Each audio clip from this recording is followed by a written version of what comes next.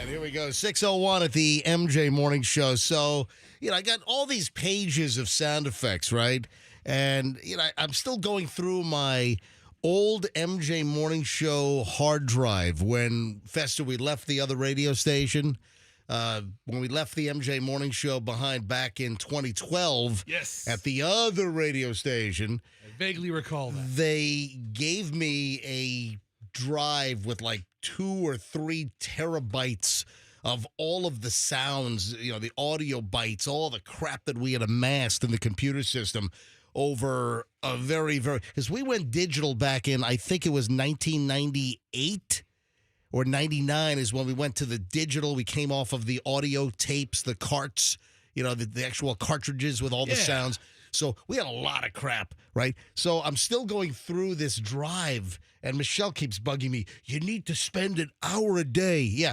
Michelle, if I spend an hour a day on this drive, and listen, you're not wrong, but do you know how long? It'll take me 10 years probably to get through this drive because nothing is labeled. Okay. Everything is just a file with a number like 27211-01. It's ridiculous. But that makes it. I think it would make it more exciting to not know what you're like Christmas morning. I agree. Like it's a grab bag. Well, yes. Like it's a mystery safe or something. Or what's this number? Okay, that was maybe an audio clip we'll never ever use again. Okay, that can go away. Oh, this number's a fart. Wow, that's great. Well, we can use that. Well, guess what? Here's one of the sounds that I found recently. And if you were listening to the show open, I was just kind of hitting it randomly. Now, don't say what this is. I just want to know. I'm going to ask you if you know. What is this sound? And we have our observer in here. We have our intern that we can't call an intern. He's not an intern. Who is officially an observer who can't do any work on the show. Hey, Billy, go make the coffee. Who cannot talk on microphone. Remember, you're not allowed to speak on the mic, okay? Okay. All right, you're not allowed to speak on the air. Yeah. According to Beasley Legal and the document that you signed. Do we even have a legal department? Yeah, we do. You know what? I think we do. All right, so I found this sound. I'm going to play this sound right off the bat here, and I want just show of hands. Do you know what this is? Michelle, do you know what that noise is? I believe. No, I said don't say it. I believe I have an idea. Yeah. Okay. Fester, do you know what that sound is? I believe Michelle has an idea, and I might agree with it. Andrew, do you know what that sound is that I'm playing right now? I believe I've heard that before, yes. Okay. Now, this is the true test. I want to know if our observer intern, who can't speak on the mic, you're not allowed to speak on the air now. All right, we get it. Okay. All right. Do you know what that noise is? Do you know what that sound is from? I'm assuming some sort of cartoon. Have you ever heard this sound before? I don't think so. You're very, very low. Sorry. You gotta I don't think so. Talk loudly. Yeah. Almost shout into the mic. No, don't shout. Talk big. Okay. All right. So, you don't know what exactly that's from? All right. I want Andrew, Michelle, and Fester to say it at the same time. Here we go. 3, 2, 1. Looney Tunes? Bugs Bunny. What? Is it the Bugs Bunny when he bounces? No. Oh. God. What did you say, Fester? I thought it was like a Looney Tune sound effect. No. Yeah. Andrew, what is it? No, I'm not sure. After those have been eliminated, it's a sproing. It's a sploing. He's right. It's a sploing. Sploing? Sproing. Sproing. Okay, it's not a real word. Spring. He's right. It's a sploing. Guys, no. Nobody knows what this is? I guess not. Holy F on a popsicle stick. I mean, you can't picture Bugs Bunny bounding to that. You can't picture Wile E. Coyote hitting a... All right, who knows what that is? We got a lot of serious stuff to talk about here, too, but... not really. Not more serious Why'd you than start this. with this? I don't know why I started with... Well, because I was playing the sound effect during the show open. I was just dropping it in random. Who knows what that is? 800-990-1047. We're starting the show with phone calls. And if you want to guess the safe code, go ahead. 800-990-1047. What is that noise? Come on. 800-990-1047. Holy frig, really? I can't believe none of you guys. What, Andrew, you're typically a savant on this kind of stuff. On sproing. He knew the word sproing. I've never heard that word before. Sproing. All right, listen. All right, Andrew's screening some calls here. I mean, are we that far off? Are we that far off when we say animated characters? Hang on. Heather in Lakeland. Heather, what is that noise? That's from I Dream a Genie. That is correct. Yes. Guys, that was when I Dream a Genie made the blink thing. Listen, this ran... Oh, I didn't watch that program. Was that a nose twitch or a blink? No, it was a blink. When she did this. The nose twitch... Hold on, the nose switch was Bewitched, you dopey dope. Okay, I've seen none of these shows. Now, I was not conscious when that show like originally aired, but it ran in reruns and it was on like Nick at Night and that kind of crap. Yeah. Mm-hmm. Yeah. Hey, let me ask you a question, Heather. How old are you? 39. Look, she's 39 years old. Okay. All right, so Heather, you're on the young side. Heather, how did you know that sound? Did you see it on old reruns and Nick at Night and stuff? Exactly. Nick at night with my sister. And we'd watch Laverne and Shirley, Brady Bunch, and all those other episodes. Yes. What a dumb question that is. What's a dumb question? She's 39. How'd you watch these episodes? Well, wait. Was she a time traveler? No. Did your family have the DVD set? Oh, okay. Did you watch it on Nick at Night? Okay. Exactly. All right. Maybe it wasn't a totally dumb question. It just wasn't a smart one. Heather, thank you so much. I appreciate you getting that correct. Absolutely. There's no prize, but we thank you for listening. Look, every line is ringing. Every single line. Hi, good morning, MJ Morning Show. You're unscreened, but who is this? Yeah, this is Boomhauer. The hell? His line cut out? Yeah, it just dropped. Sorry, Boomhauer. Boomhauer his phone went boom. He sounds like a real big I Dream of Genie fan. Yeah, there's Boomhauer. That's the dude that sounds like Boomhauer from the old King of the Hill. Wow. Yeah. All right, so I'll get into this in much more detail later on. Complete shift of gears here as we're just getting rolling. So that UPS plane that crashed in Louisville early last evening, that plane was just in Tampa. The exact same aircraft was just here. It landed and took off from Tampa International on Thursday. Wow. Yeah. So that plane was just here Thursday. It was here a bunch of times in the last month. That exact aircraft that crashed. And it appears, early guesses are something mechanical because the left engine was on fire as it was taking off, and it seems that they were committed to take off. They had hit V1, they rotated, and engine parts appeared to have fallen off the plane. And there was even a chopper shot from one of the Louisville TV stations, and you could see an engine cowling actually on the runway as it lifted off. So that engine, there appears to be some catastrophic failure on the left engine on that trijet, because it's got two engines on the wings, and then there's that upper tail-mounted engine on the MD-11. And that exact aircraft was in Tampa last Thursday morning. It landed just before 6 a.m. With obviously all of the overnights for the Tampa Bay area on a big, huge MD-11 cargo jet. All right, hang on. We'll get into this in more detail later on. We got a loaded show. It is a busy Wednesday. Got a special day with Michelle today I'm all excited about. At 6:10, just getting rolling. Don't miss one moment of this program today. Shriner's got traffic. Hey, Shriner. Good morning.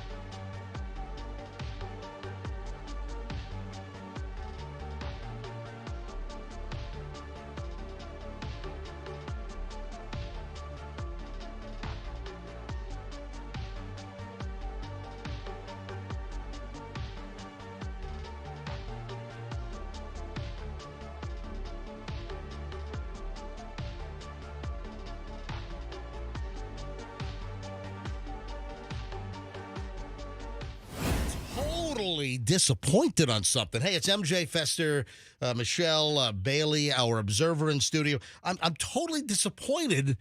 The moon was supposed to be better this morning than it was yesterday, and it wasn't. I don't know if we missed the sweet spot, but Michelle, yesterday when we were driving in on the Howard Franklin and you took my phone and you videoed, it was so much more orangey and it was humongous and it was like really low on the horizon.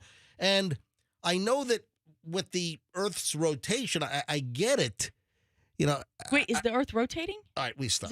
I know that that's a thing. I know positions and things will change, but yeah, it was night and day. The moon on the drive-in was way up high in the sky. Yeah, I noticed that, and I wondered how you affected the Earth's rotation to make that happen. I was like, how did MJ change the Earth? But yesterday, I was like, I was having this excited moment in the first minutes of the show because the moon was massive, and it was it's the beaver. It's a super moon, but apparently it's called a beaver moon. Yes. And what'd you say? The beaver moon was because of what? Because all the pilgrims got it on. No, we stop it. It was a beaver moon because. Did you make that up, or was that real? No, well, the beaver moon because they say the beavers are very active in their dam building. Right now, and so this is when the Native Americans would hunt the beaver so they could get the beaver. I think they call it like pelt or fur. Yeah. For warmth or whatever. So while the beavers are very active building the dams, That's when the hunting was good. So the supermoon is on, Mm-hmm. and it's called the beaver moon. I mean, yesterday I looked at the moon and I said, Nice beaver. Yeah. and just got it stuffed. It was very full. Yeah, it was. Nice beaver. Okay, it's gonna reach peak fullness at I think 8:19 this morning. Yeah, we knew that, but Right. we're not going to be able to see it. But, No. but still, the sun's going to be out. I mean, the moon is still there when the sun's out. But Whoever sees the moon at right. 8:19 this morning Yeah. was going to be like, what, over like the Pacific Ocean? You liked it yesterday because it was red. It was oh, like glowing red. It was like reddish orange, Right. But it was also so low on the horizon Right. that it looked phenomenal. And then today was like a big disappointment fest. Well, it was terrible. It was just super bright and white. Yeah, but it was up high. It wasn't low. It just looked like some kind of alienscape. you can't have it all. Anyway, if you missed the video, it's on my Instagram because Michelle was videoing. And then we had these like blue streaks, the reflection from something from inside our car. And then I said, oh my God, we're getting invaded by the 3i Atlas space alien craft. It's not, folks. It's just a freaking comet. Give me anyway. So if you missed the beaver moon video that we shot yesterday, much better than the moon today. The video is on my Instagram at Certified MJ Radio. That is Certified MJ Radio. So our observer / intern who is Stop not calling her that. It takes longer to actually introduce her because you come up with all these. then what do you want me to call her then? Bailey. All right, Bailey, who's a UT student. There you go. Perfect. Who's hanging out with us We don't need extra stuff. on Wednesdays. What do you mean this show's about extra stuff? Yeah, but come on, let's get to it. Sometimes we got to get to stuff. So Bailey is with us every Wednesday. Yes. And then Bailey, has also been doing some show prep. You're not allowed to work, by the way, so you can't give us show prep. I told her, I said, don't come in unless you bring show. I did. Like 3 weeks ago. She was here for like 2 weeks. And I go, listen, other than you showing up, you're essentially worthless to us. Bring us show prep. Oh, Bailey. I did. All right. I cornered her right here. I go, listen, you're no good to us if you just show up and, spinning hits and popping zits. We don't need that here. Spinning hits and popping zits. Yeah. That's What I good. call a useless. That's a useless person at a radio station. All right, Did you so Did you give her the other lecture what's the that other you used lecture? to give the other interns at the old place? What Probably not. What was the lecture that you gave the? Or the Well, the, listen. the rule? When we were at the other radio station, when we were at 93 for 18 years with the MJ Morning Show, MJ and BJ, then MJ, we had. I mean, there were days we had 4 interns a morning, And they were all working. oh, they were. We had. It was like an intern parade. It was insane how many interns we had from UT, from USF, from Hillsborough Community College, from We had a couple of just college dropouts who hung out. yeah. So exactly. So what did you tell the interns back in the day? Do you remember? It's urban legend. Oh, it is? It's urban legend. I never told interns not to look MJ in the eye. Or Oh, anything like yeah. that. I never said that. Bailey, don't look him in I the never eye. said that. I that never And then said he that. comes home and he's like, yeah, man, these interns are so weird. Like, they won't even hardly talk to me. They're like, I turn their never backs. said that. And then either you or Hurricane were like, yeah, we told them all not to look him in the eye. I mean, what do you? Because we had all those stories, but back with like the celebrity news, there was always like some story about. Pick a celebrity big in the the 2000s or whatever. There was always some story that like the personal assistants or people on the set of a movie shoot or a TV show were told not to look blank in the eye. I think Tom Cruise is one of those actors where they say, don't look Tom Cruise in the eye on the set of Really? Mission Impossible No. 2 or something like that. Don't talk to them. You can't look them in the eye. I mean, that's such. Yes. So. Did that really happen that you told the interns? You guys glommed onto that stupid story and told It's urban legend. All right, so it never happened. Yes. Is that what you're saying? Yes. All right. I'm not saying from saying yes or no, but it never happened. So listen to what Bailey just told me during the break. I'm like, what the heck? We've had a spate of these crazy stories. There's another situation at Spoto High School after the previous story with the non-reporting of the 4-year-old abuse. Now we've got another story at Spoto High School. And then prior to that, we had the story of the ROTC guy. Did you find the story? Did you find that? I found the full story. But does it mention there was like an ROTC guy? Michelle, did you find that? No. That was like arrested in his car. They Hillsborough County Sheriff's Office. You got to find this. He was actually arrested in the parking lot of the school, and they pulled him out of his car, and he was some kind of ROTC. See if we can find it. I found the story. Right, but where's the? It was a huge roundup. They arrested 171 people for human trafficking, targeting predators. It was a big deal. And then, Michelle, see if we can find the story. And well, I found the story, but I can't get to it because I think it's behind a paywall. All right, did you find? See if we can find. What school was it? Chamberlain. It was a Chamberlain. Mm-hmm. Here we go. JROTC instructor from Chamberlain. Yeah. All right. So listen to this. Bailey says. Go ahead, Bailey. I actually have heard the guy speak at the military ball that was hosted by the University of Tampa and USF. Wow. And when was this? 2 years ago. So your sophomore year? Yes. Wow. How are you invited to some local ROTC thing? My roommate's in ROTC, so she's actually been around this guy multiple different times. Oh, so what did she say? Look, high school JROTC instructor. He was arrested for, was it trafficking? Robert Hess, a Chamberlain High School JROTC instructor, apparently had agreed to pay $140 to meet a 15-year-old for 30 minutes. Oh. And they moved in on him, and they yanked him out of the car and arrested him. And you saw him speak 2 years ago? Yes. Where was the event? Do you remember where it was? It was on the USF campus. Wow. And then how quickly did you realize this guy was busted like a week or so ago? She brought it up to me. Oh, really? And was like the guy we saw speak and the one that does a lot of the ROT speakings and events. Yeah. She was like, he just got arrested. Oh, and I was like, wow. God. So this friend of yours or roommate? I'm sorry. Roommate. So this And roommate, friend. this roommate of yours, so she's probably military bound. She wants to go into The Navy. Oh, really? Mm-hmm. Has she? And is she a senior as well? Yes. So has she already been? Has she already? What is the not commission? But Has she enlisted?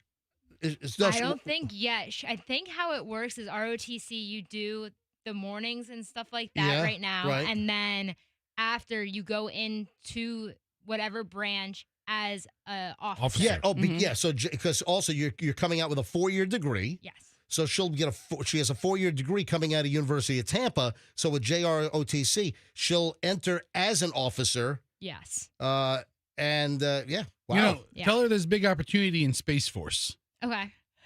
That's creepy, by the way. That is really creepy that you saw this guy speaking. Yeah. I mean, you're what? You're 21. You're 21. This guy that you saw speak, this JROTC instructor from Chamberlain High School in Tampa, he was trying to pick up a 15-year-old allegedly online and meet her for 30 minutes for $140. As a 21-year-old, how does that make you feel? I was 18 when I originally saw him, so that's also creepy. And he's in a room with a bunch of freshmen to senior girls. He's like, y'all are too old. Oh, man. Yeah. And he goes to their workouts, and like he was at so many of their events. Think of all the PT she has to do around this so creep. Weird. Yeah. Did your friend say that she ever felt uncomfortable with him, or she ever observed anything, or she's like shocked because he just always was kind of professional with them? She was very shocked, and that she said that he was looked up upon, and Wow. that he would be brought in to speak and to get basically the whole Navy together and team bonding. The secret life. Yeah. Listen, innocent until proven guilty, but not looking too good right now. Hey, Fester, you brought up Space Force. Yes. I saw something yesterday that I did not know. Do you know that the International Space Station is going to fall to Earth in 5 years? That sounds about right. What do you mean it sounds about right? I've been waiting for it to fall since it's been up there. I had no idea until I saw this yesterday. And this is, not some clunky fly-by-night website. This is from space.com, which is a good website. The International Space Station will fall to Earth in 2030. I had where's it going to fall? I mean, We don't know. How much of it is it going to, what? Read. Is it going to hit like the Pacific Ocean, or is it going to hit like Well, I think that West Chase? I think they initiate the orbital drop in a way that it's supposed to hit the water. like the vast Pacific Ocean, but It's a controlled fall with a very specific landing zone. I realize that. It's not going to come crashing to Earth. Well, but hang on a minute. What if you miscalculate? Right. What if it does hit Cleveland or something? You know, The mistake by the lake. if the space station hits Cleveland, it'll do like $50 billion worth of improvements. Oh, Fester. yeah, it's going to be deliberately deorbited over the Pacific. But what if they screw up a calculation? I mean, these guys know what they're doing. I got Do they? Because the last people who went up and were going to be there for like 7 days ended up there for like 7 months. Yeah, or but something. So they got them. and someone else had to go rescue them. They got them. Do you know the space station has been permanently crewed for 30 years? Wow. And it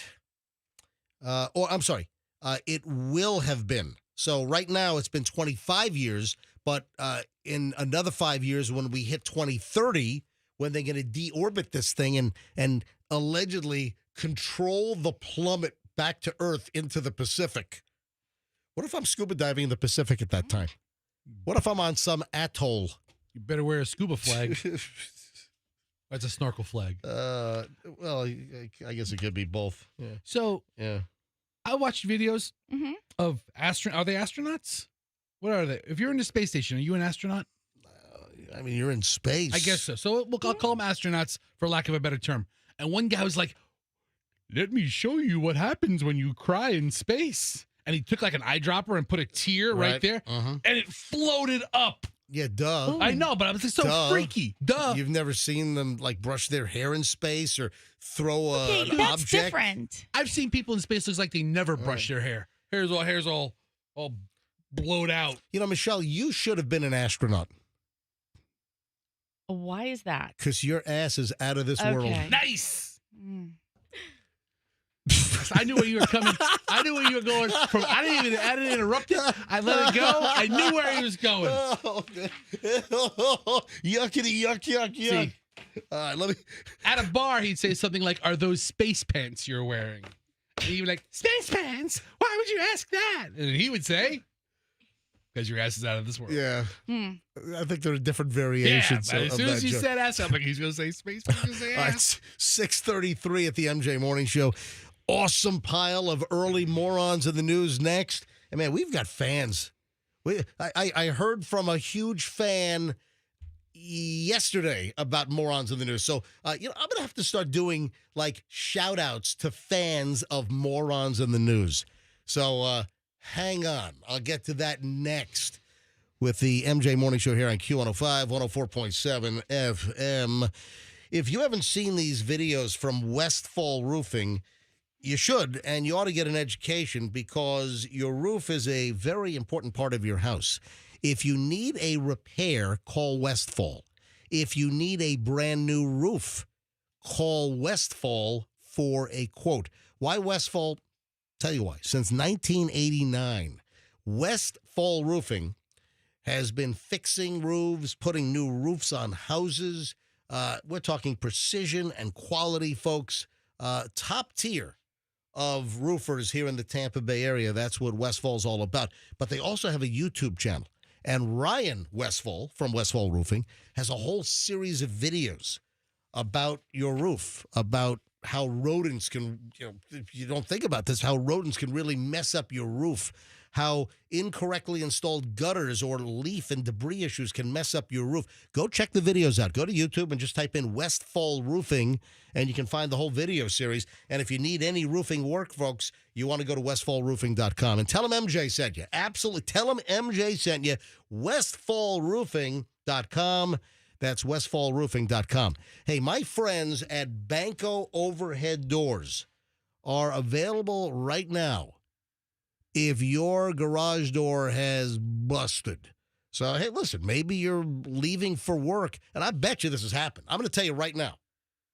Absolutely, I don't know if they're listening right now, but this has happened. Somebody leaving for work now, or maybe in an hour from now, they open up the garage door to get the car out, and the spring breaks. The colder weather, it does increase the chances of a spring break, and that's the most common repair call You ask anyone at Banco, hey, what's the number one service call? It's a broken spring. And if you don't want to get ripped off, if you want a job done well at a fair price and done quickly, if a spring breaks, you call Banco Overhead Doors. You can bank on Banco, folks. Any garage door issue. You want a new Clopay? You want a new door? You want a new LiftMaster top-of-the-line garage door opener with video features and the app so you can control it on your phone? It's Banco. Anything garage door related, bank on Banco, bancodoors.com. Mention me, MJ, get 10% off. That's bancodoors.com. Traffic's on 636. We're back in minutes.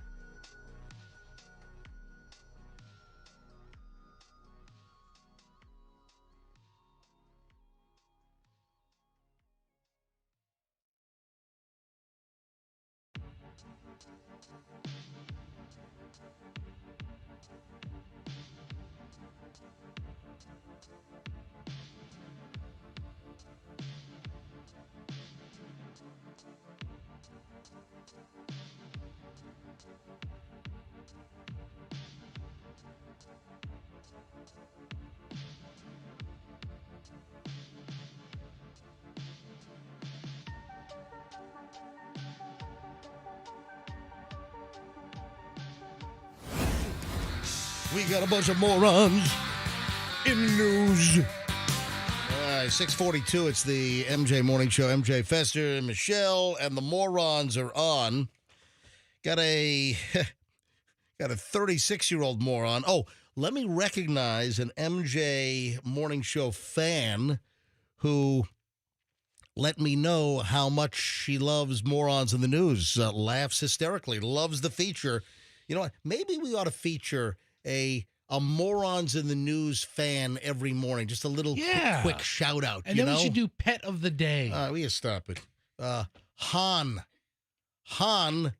who's the manager of the IWC watch boutique at International Plaza. And, you know I'm a watch fan, and I've owned IWC watches for years. So is this person getting a shout out because they're a fan or because you like watches? Both. Oh. They're a fan, and I like watches, and I happen to like IWC. It's a great Swiss brand, and they have a boutique at International, and I heard from Han, who happens to be the manager of that boutique, and she loves morons in the news. I'm just pointing it out. So if Han was like the manager of like a toe fungus clinic, you wouldn't have mentioned her because you don't like toe fungus. That's a good deduction. Okay, yeah. all right. Yeah. Or, a hemorrhoid zapper clinic, something like that. All right. So hopefully Han likes this pile of, she's going to say, oh, this pile sucked. This is this morons, this is the worst ever. It's kind of, what it's like? It's like if you have the honor of ringing the bell to end the stock market for the day and there's a total crash that day. You know what I'm talking? I mean, doesn't that suck? You like, let's say your company. I thought the honor was to start the day. Yeah, I don't think. No. Do they have closing bell? Yes. Okay. And they invite people to do that. You have opening bell and you have closing bell. It's not the same person because we know somebody who did the opening bell. Yeah. You have opening bell for the stock market and closing bell, and that's gotta suck. You're picked to. You might even be with a lot of times it's like a new company that was just listed. And IOP day or IPO day? IPO day or something to that effect. And doesn't that suck? You get to ring the closing bell and the market's down 1,200 points. It's like, bloodbath on Wall Street. And they got to stand there smiling. Yay! Yay, the market got smashed today. Anyway, all right, you ready for morons in the news? Boy, Han is looking at her IBC watch right now. No, IWC. IBC's a freaking root beer, you idiot. Oh, that's right. That's right. That's the root beer. IBC. It's IW. And by the F1 movie, which was fantastic last summer. The F1 movie had IWC watches all.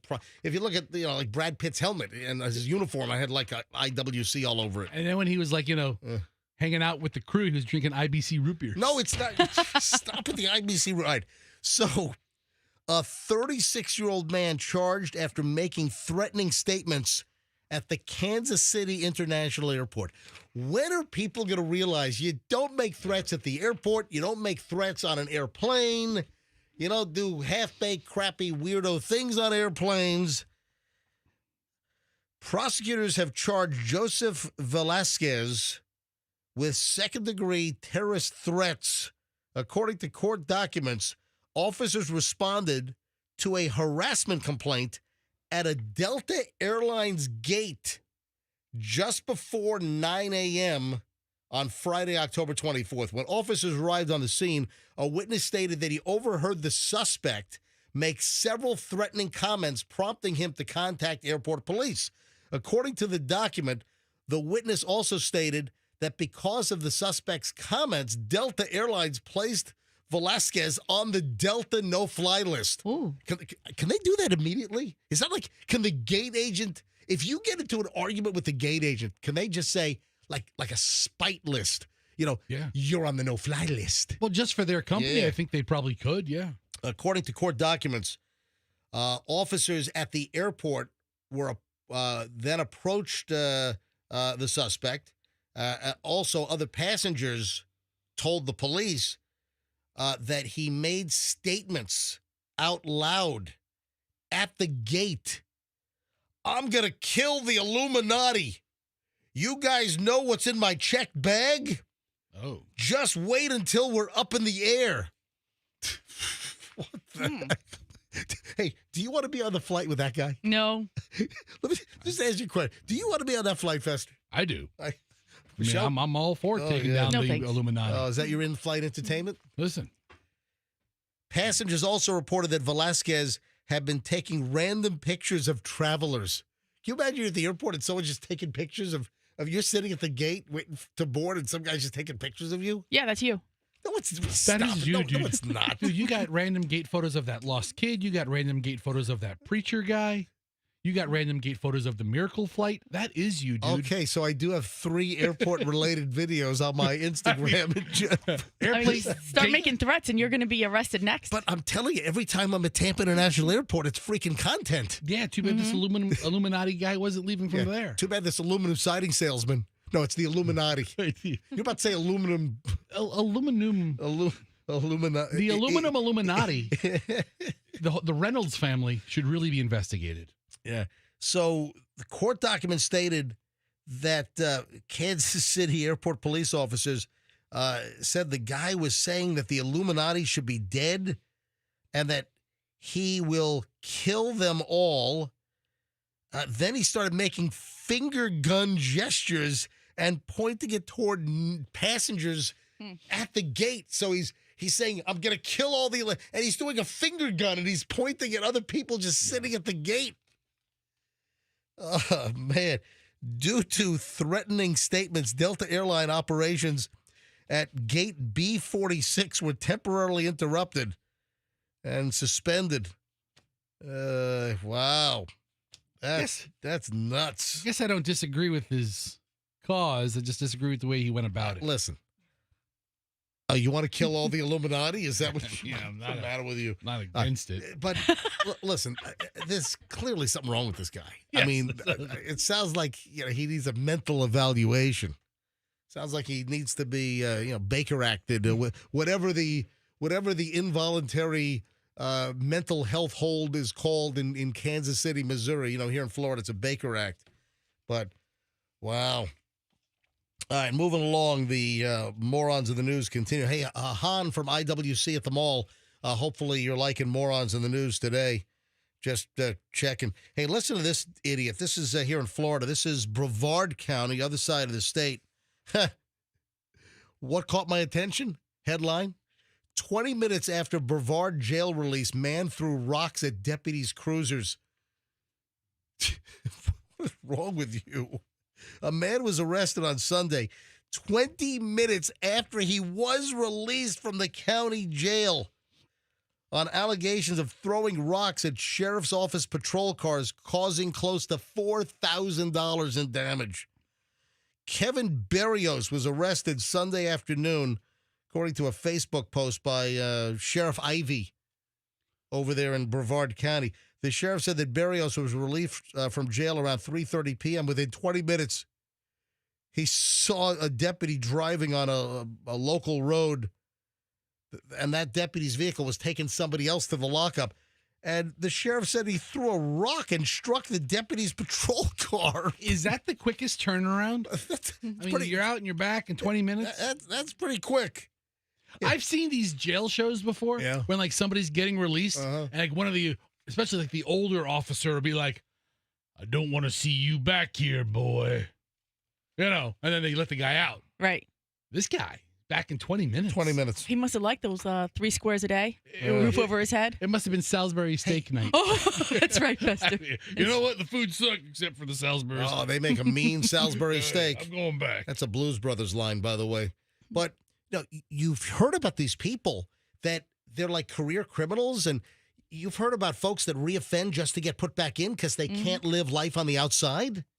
I mean, those stories do exist, But yeah, 20 minutes. That's got to be pretty close to a record. I don't know if Kevin Barrios falls into that category. 20 freaking minutes. It's not a lifer getting out at 82. So the deputy arrested Barrios, and after he dropped everyone off at the jail, he brought his vehicle over across the street to get a loaner when he noticed a few other vehicles that appeared to be damaged by rocks. So apparently the guy was damaging vehicles in the parking lot of the jail. And then as he's walking away from the jail, that's when he threw the rock at the moving cruiser. Holy crap. I mean, what kind of rocks is he throwing? $3,700 worth of damage is a lot. It is a lot. So that's a bonehead. That's a total moron in the news. Oh, here's another police-related incident. Florida, up in the Villages. Angry DUI suspect peed all over the patrol car inside after he was cuffed and stuffed. Was he angry or did he just have to go? An angry drunk driving suspect peed in a patrol car as he was arrested up in the Villages. Rigoberto Rico Cantador, 25 of Dunellen, a little north of us, was involved in a minor car crash. Yeah. When a deputy arrived at the scene, he found Rico Cantador had a very strong odor of alcohol coming from his person, according to the arrest reports, Sumter County Sheriff's Office. The native of Mexico tried to stand up. What if he was on the Modelo? He might have been on the Modelo. You drink 4 or 5 or 6 or 8 or 12 Modelos. You got to go. He tried to stand up but quickly fell back down. Rico Cantador became loud abusive, was placed in the back of the patrol car. He began banging his head on the door of the patrol car, removed his penis from his pants, and urinated on the back of the patrol car's containment cage. Was he handcuffed? It doesn't sound like he was cuffed. Because if he's cuffed... If his hands are behind him, how do you whip out your wang? It's amazing ¿Cómo se dice wang in español? El wango. El wango. So, I got a lot of issues with this. I have a serious question. Okay, go ahead. What happens, and I've never been, arrested or stopped for DUI or anything like that. Well, that's good. Right. That's good. What happens if, you've been drinking all night at the bar? Mm-hmm. You call Uber. No, okay. You get pulled over for DUI, and you just have to go. You call Jose Feliciano. Come pick you up. Is that the Feliz Navidad guy? Yeah, it is. Is he alive? He might have died. He might. I don't know. Right. I don't know. He was arrested on charges of drunk driving. Also, I guess I'm sure they charged him with whizzing all over the patrol car. That shouldn't be a charge. All right, what was your question? What if you have to go during a DUI stop? Mm-hmm. I mean, you're loaded with liquid. Listen, all fair questions. All right, 6:54 at the MJ Morning Show. Morons in the news for a Wednesday. Hey, Michelle, I've got not Michelle, Fester. I was looking at Michelle. Okay, Fester. We're so interchangeable. I mean, really. We have very similar hair. All right, when we get back, Fester, I've got a money-making eating assignment for you. Okay. And also, Gen Z cringe. I have a Generation Z cringe story that I want to run by our Generation Z college student that's in the studio. And I'll do that next here on the MJ Morning Show on Q105, 104.7 FM. There is a new Genesis dealer in Tampa Bay, folks. If you have not heard the news yet, this is tremendous news. People love Genesis vehicles, Genesis cars, Genesis SUVs, the styling, the performance. Just people love these cars. And you talk to someone that buys Genesis, they keep buying them over and over and over again. And we have a new Genesis dealer in Tampa, and it's Genesis of Tampa. Go figure. Tampa was without a Genesis dealer. You had to go to the east. You had to go to the west. Well, guess what? Now, those in the east and the west, you've got a new Genesis dealer that you can do some shopping at. Exactly. Work your best deal. You want to buy, you want to lease. If you need Genesis service, they even have valet service. They'll pick up and deliver, give you a loaner car, the whole deal. It's Genesis of Tampa at 275 and Bearse. All right, so technically it's at Bearse in Nebraska, but right off the Bearse exit at 275. Brand new, genesisoftampa.com, and tell them MJ sent you. 6:56, traffic's on. MJ Morning Show, back in a minute. Okay.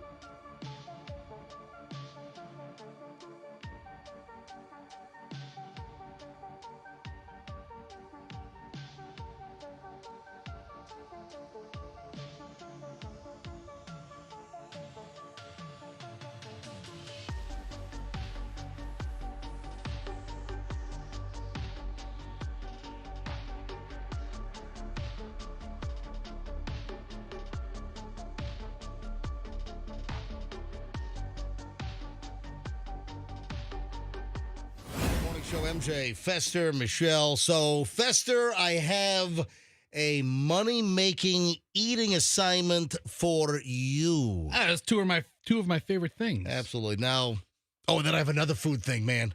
I don't know if you know about this, but man, I saw some photos and I'm sold. Hey, I'll get to that here in a second. So these are racket. I'm just being honest. I'm right. You know those stories that get told by TV stations and radio morning shows like ours. Hey, so-and-so company is hiring an expert on, and it pays X number of dollars. And I'm talking over the years. Yeah. So ready for the latest? The latest is they are looking for what is that? Hold on. Allison. Dude, my wife is FaceTiming me. What Hold on. What are you doing? Allison, what's wrong? We lost his book bag. It's in your truck, I think. Listen, it was his responsibility to take the book bag out of the car yesterday. Yeah, we're let him know we're on the air, so no cursing. We're on the radio, so Yeah. let's not drop any F-bombs or anything. Goodbye. Oh, she hung up. Oh, All right. no. Yeah, Hudson's book bag might be in the Loaner Veterans Ford. In the Veterans Ford Loaner F-150 that you're driving around. Yes. Well, that's not good. I mean, it was not good. I mean, it's a big deal. He doesn't have his backpack for a day. What's going to happen? What is he, in fourth grade? Yeah. What are they going to do? I mean, what is he going to fail life? yeah. What are they? Anytime there was like a day at school that we were going to miss, my dad, and I say this now too, but my dad would always say, "What are they going to cure cancer today?" That was his line. Oh, that was your dad's line? But what are they going to cure? The kid can miss school. What are they going to cure cancer today? He's going to miss 10th period or whatever. So I mean, listen, he doesn't have his backpack for a day. I never went to school with a 10th period, dude. Whatever. That's whatever.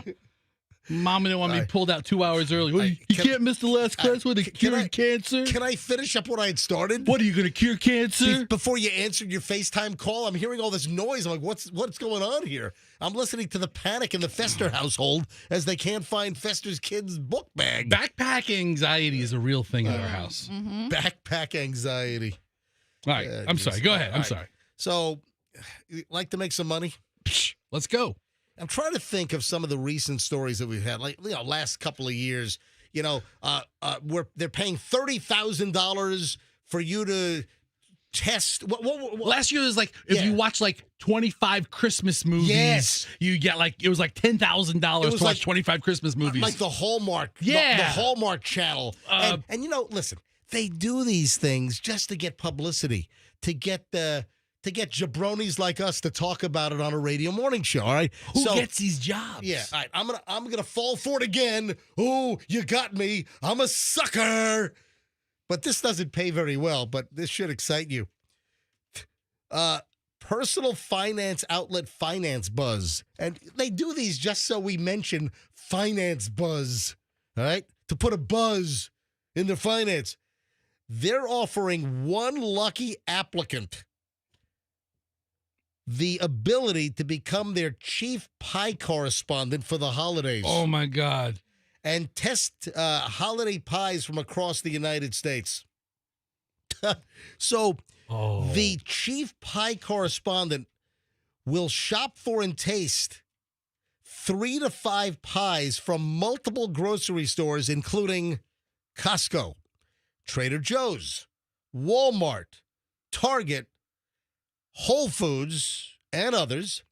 The Pie Tasters Fester will write detailed reviews for each pie they test You will photograph each pie. You will rate each pie. And this will be used in a future article on the website Finance Buzz. Oh, man. I've never written down pie reviews, but I can give you an oral history with a fantastic story of every pie I've ever eaten. What do you think this is paying?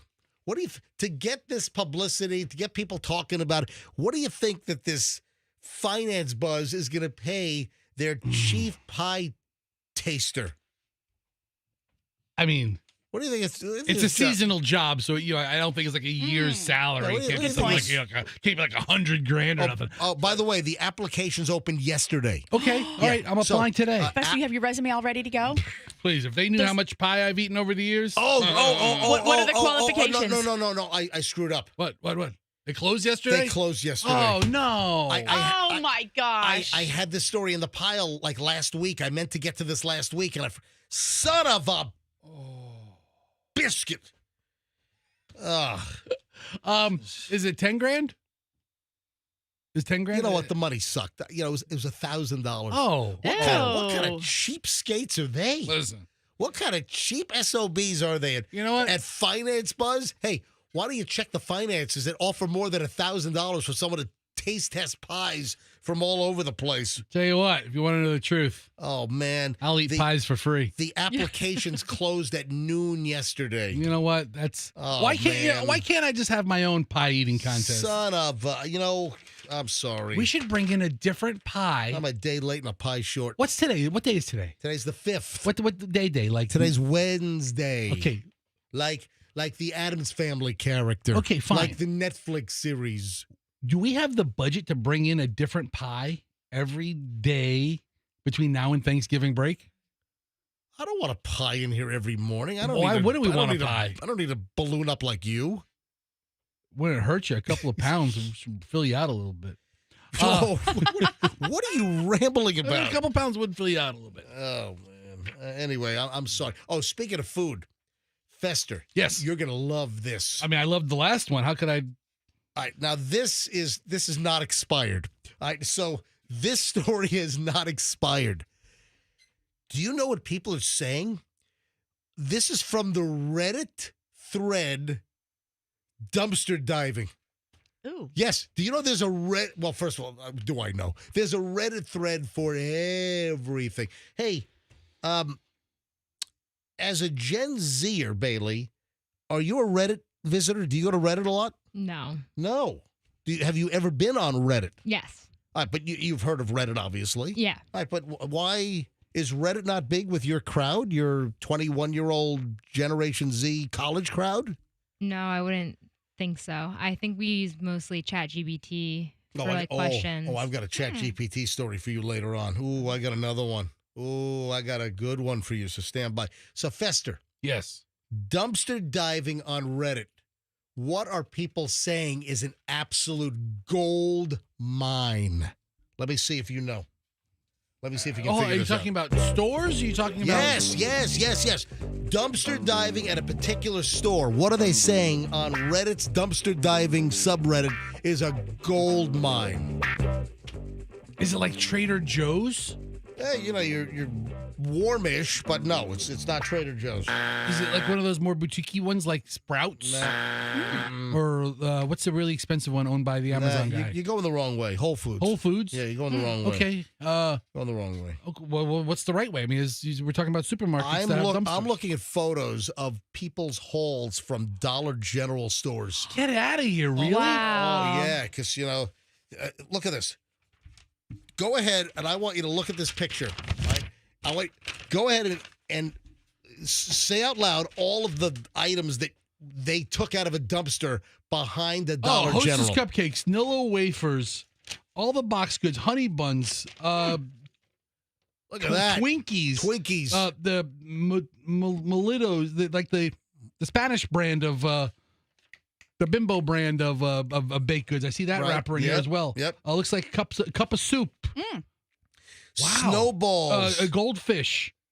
Donuts. Little chocolate. Honey grams. All golden grams. Graham crack. All kinds of expired items or, the Best Buy dates. And they're saying on this subreddit that Dollar General is a gold mine.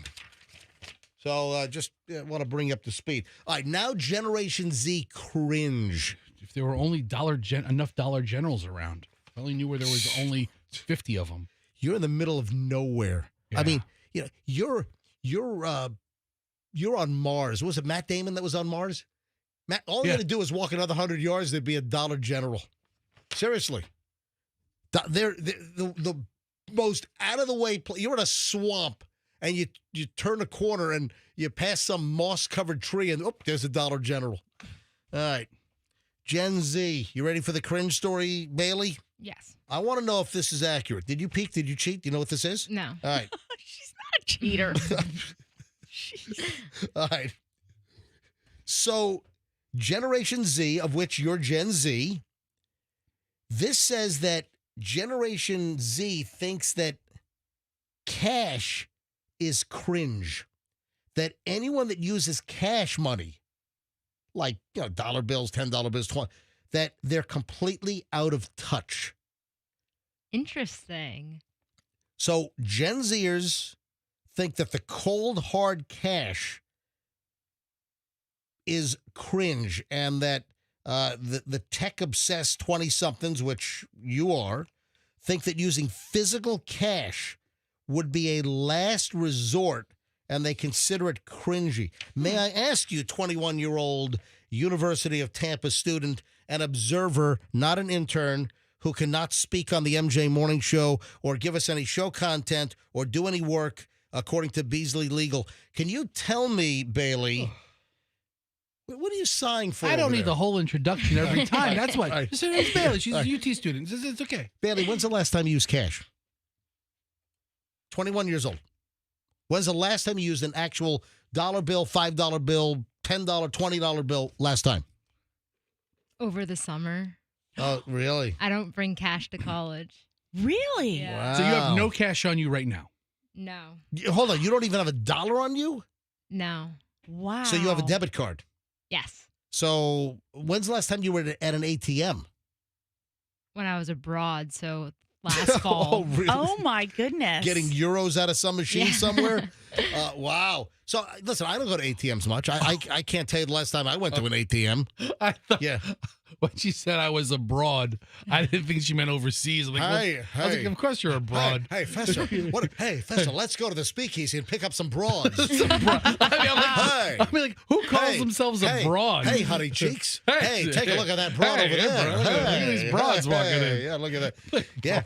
So, hey, you're in the zone here because do you think it's cringe? I don't think it's cringe. I honestly think me and my roommates also say this. Whenever we use cash, it's almost like free because it doesn't come out of our, like, I feel like when I use a credit card, I think more about what I'm buying. Do you really? Because that used to be the opposite philosophy. Remember when we were younger, it was like, don't use the credit card because you don't see the cash going out of your hands. You need to go and actually physically pay for something with cash. That's interesting. Because then it resonated with you that I'm paying $20, $30, with $50. With debit cards, you're actually seeing like the amount drop in the account. Yeah. Gotcha. I mean, think about it. In the app, I mean, I have things that are pending. I have things that are, my activity. I'm like, man, I don't really need to be spending this. Or I have a big bill pending that's coming in. But if I have cash, it's just, this is lounge. I don't pay any, it's free if it's with cash. I could see that whole mind shift. That makes a lot of sense. That makes sense now why my kids are always like, I always give them a little bit of cash when they're going to college. I'm like, here, just, stick it in an envelope, put it in a desk drawer just in case something happens and, the electricity goes out and you can't like buy something, but you can pay cash, right? And so I'll give it to them. And then inevitably, like when we just saw Chloe, she's like, I'm all out of cash. And I'm like, what are you spending your cash on? Because you have the credit cards. Like the cash was for the emergency thing. I know she's got the credit cards. By the way, I got to have a chat with the kids. Yeah, I already did. I told them we're running out of money. They're getting a little loosey-goosey with the credit cards. I'm just right. what do you mean? You trying to shush me and hush me? Loosey-goosey. You try to move me along here? Uh-huh. It's about time to take that break. There is something that I thought was gone forever, and I don't know why the hell this is making a comeback. You know the old thing, hey, what's old is new again, blah, blah, blah. I thought we were done with this. Jeez, please. The Whitney Houston challenge is making a comeback on the TikTok and on the Instagram. I've never heard of the Whitney Houston challenge. Oh, yes, you have. Is it holding your breath in a bathtub? No, it's not. Dude. Oh, that's what I thought you meant. Yeah, I thought. No. Oh, my gosh. Hold on. The Whitney Houston challenge, holding your breath in a bathtub? Yes. Well, you're talking about it. Yeah, that is sick and morbid because she drowned in a bathtub. Right. All drugged up. What's wrong with you? What the hell else could the Whitney Houston challenge be? What's wrong with you? What else could the challenge be? You're like, how's it making a comeback? I've never heard of the Whitney Houston challenge the first time around. Yeah, me either.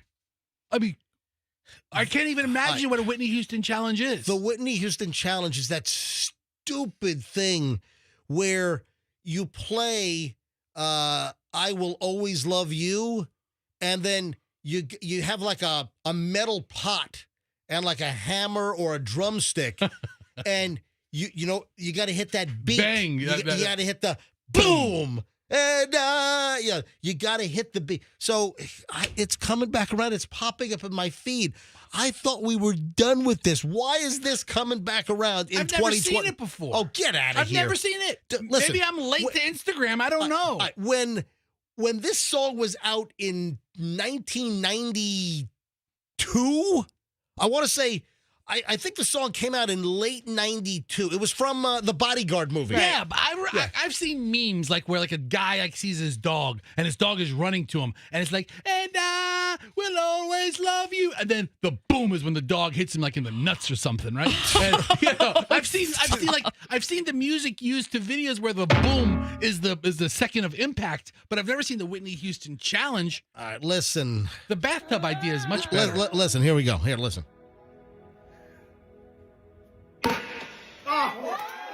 So that person got it. They shoot these videos of them playing like the Whitney Houston I Will Always Love You, like on Spotify or something on somebody else's phone. Then they're recording the person, and they've got to hit that boom. And I will. And that's the Whitney Houston challenge. And it's coming back around. My God. Michelle, I remember doing this when I started my morning show in West Palm Beach in like late 92 or early 93.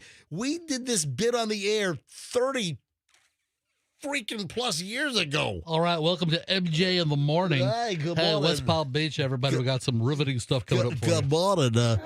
Right, so the Whitney Houston song over and over again. Here's an example. Here we go. See that person got it, right?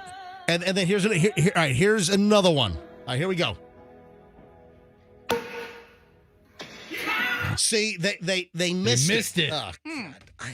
Why is this coming back around? I don't understand how that's a thing, to be honest with you. It was a thing. Fester. I don't have many friends. If you want to know the God's honest truth, I don't have a ton of friends. Right. I think the Whitney Houston song, The Bodyguard, came out in 92. It was like fall. I think it was a big like Christmas hit of 92. Yeah, that sounds right. Yeah. If you are one of my friends, right, and you say let's do the Whitney Houston challenge, yeah, I'm never talking to you again. Let's do the Whitney Houston challenge where you kick him right in the crotch. That's what you do. Yeah, you kick him right in the crotch on the drum hit. On I Will Always, exactly. Just smack him right in the, right in there. I like the bathtub idea a lot better. Me too. 7:20 at the MJ Morning Show. Hey, when we get back, Michelle and I are all excited. It's back. You know what? I teased this yesterday, and I came back from break at 9:30, and I didn't pay it off. I teased it going. So I'll tell you next. So Michelle and I are all excited about something.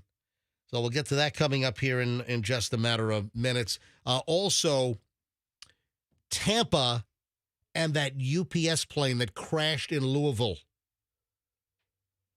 Yeah. I want to fill everyone in on something. There was a terrible UPS plane crash right after the plane took off at Louisville's airport yesterday. And what does that have to do with Tampa? I'll tell you. And this is being reported nowhere. Nowhere. Could we have been the unlucky ones? All right, hang on. I'll tell you next here on the MJ Morning Show. Oh, also, I saw something funny. Some dude played a prank at Whole Foods, And actually, I laughed at this. I thought this is very funny. What kind of prank did a dude play at Whole Foods? So we'll get to that coming. We got a lot of stuff because we're doing over an hour and 20 minutes of nonstop MJ next here on 104.7 FM, Q105. So whatever you do, don't move. Hey, want to sell your home? Sell it with Mark Spain Real Estate. Get the strongest cash offer in the industry. You're going to save time. You're going to save money. Wow. You're going to make how do you save money? I'm going to tell you how to save money. Is you're not spinning your wheels with some, dopey agent, right? You're going to make the most money. You're going to save time. This is just efficient. Eliminate all the hassle. Hey, MJ here, obviously, recommending Mark Spain Real Estate to all those listening here in the Tampa Bay area. You can trust them to sell your home with hassle-free interaction, a strong all-cash offer. In fact, the Wall Street Journal and Real Trends have consistently named Mark Spain Real Estate as a top real estate team in the U.S. for closed transactions for 9 years in a row, including being ranked the number one real estate team in the nation for 5 consecutive years.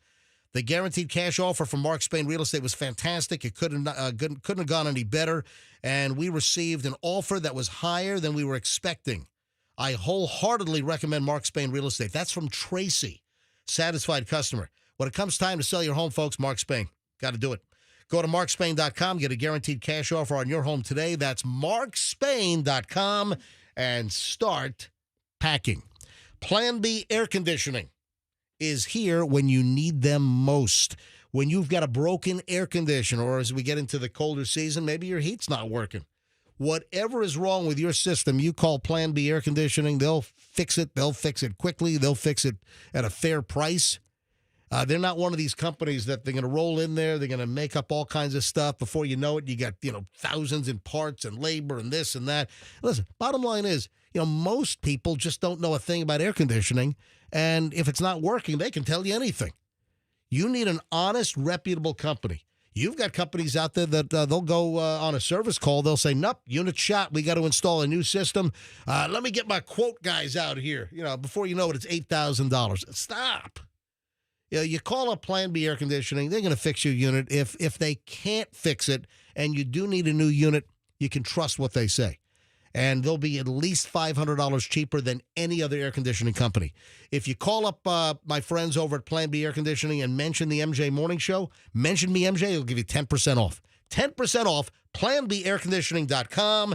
Tell them that MJ sent you. International Diamond Center, they are the diamond expert. I mean, listen, diamonds, middle name, International Diamond Center. No one knows diamonds like International Diamond Center, and nobody prices diamonds more fairly than IDC. And right now that includes the lab-grown diamonds. If you're considering a lab-grown diamond, IDC has made arrangements to get you the best pricing. They'll save you thousands. A lot of these lab-grown diamonds that are being sold online or at retailers are grossly marked up. I mean, with as much as an 800% markup. Now, you've always heard this, and it remains true. IDC prefers natural diamonds. They'd rather see you get a natural, real diamond. But if you're hell-bent on getting a lab-grown diamond, they don't want you taken advantage of. So they found a way to offer these inexpensive lab-grown diamonds at a much better price, right? IDC has always been about protecting customers from ridiculous markups, and they're here for you 24/7, folks. Online, obviously, 24 hours a day. You've got IDC in Tampa, Clearwater, Lakeland, and Sarasota. It's International Diamond Center. IDC, tell them that MJ sent you. Traffic's on 725 MJ Morning Show back in mere minutes. In Tampa, we have a crash on Hillsborough Avenue westbound right before Hoover Boulevard with the left lane blocked. With an earlier...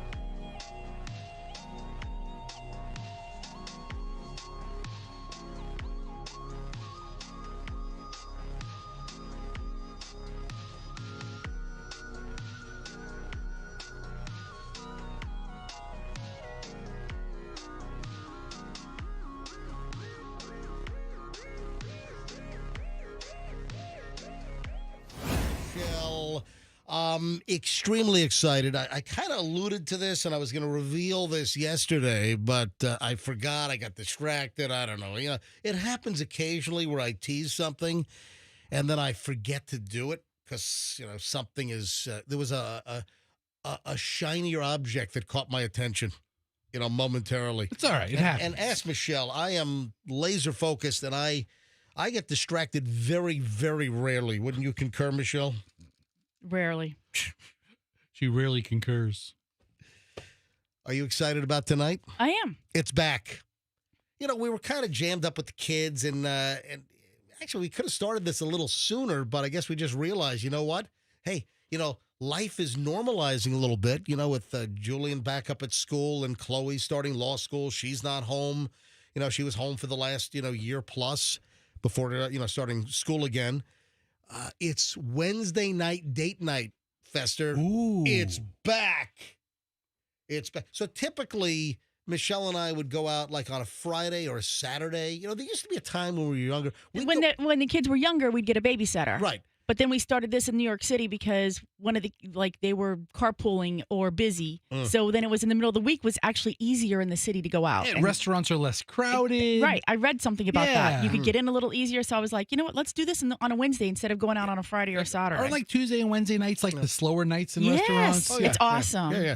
So listen, if you want to know the truth, any restaurateur will tell you that Friday and Saturday nights are the busiest, and you might not always get the best experience. And a lot of restaurateurs that I've known have said, yeah, you know what? A Wednesday, Thursday night, there's, less traffic in the place, and there might be a little more attention paid, a little more care given, and you might have just a little better experience on a non-jammed Friday or Saturday night.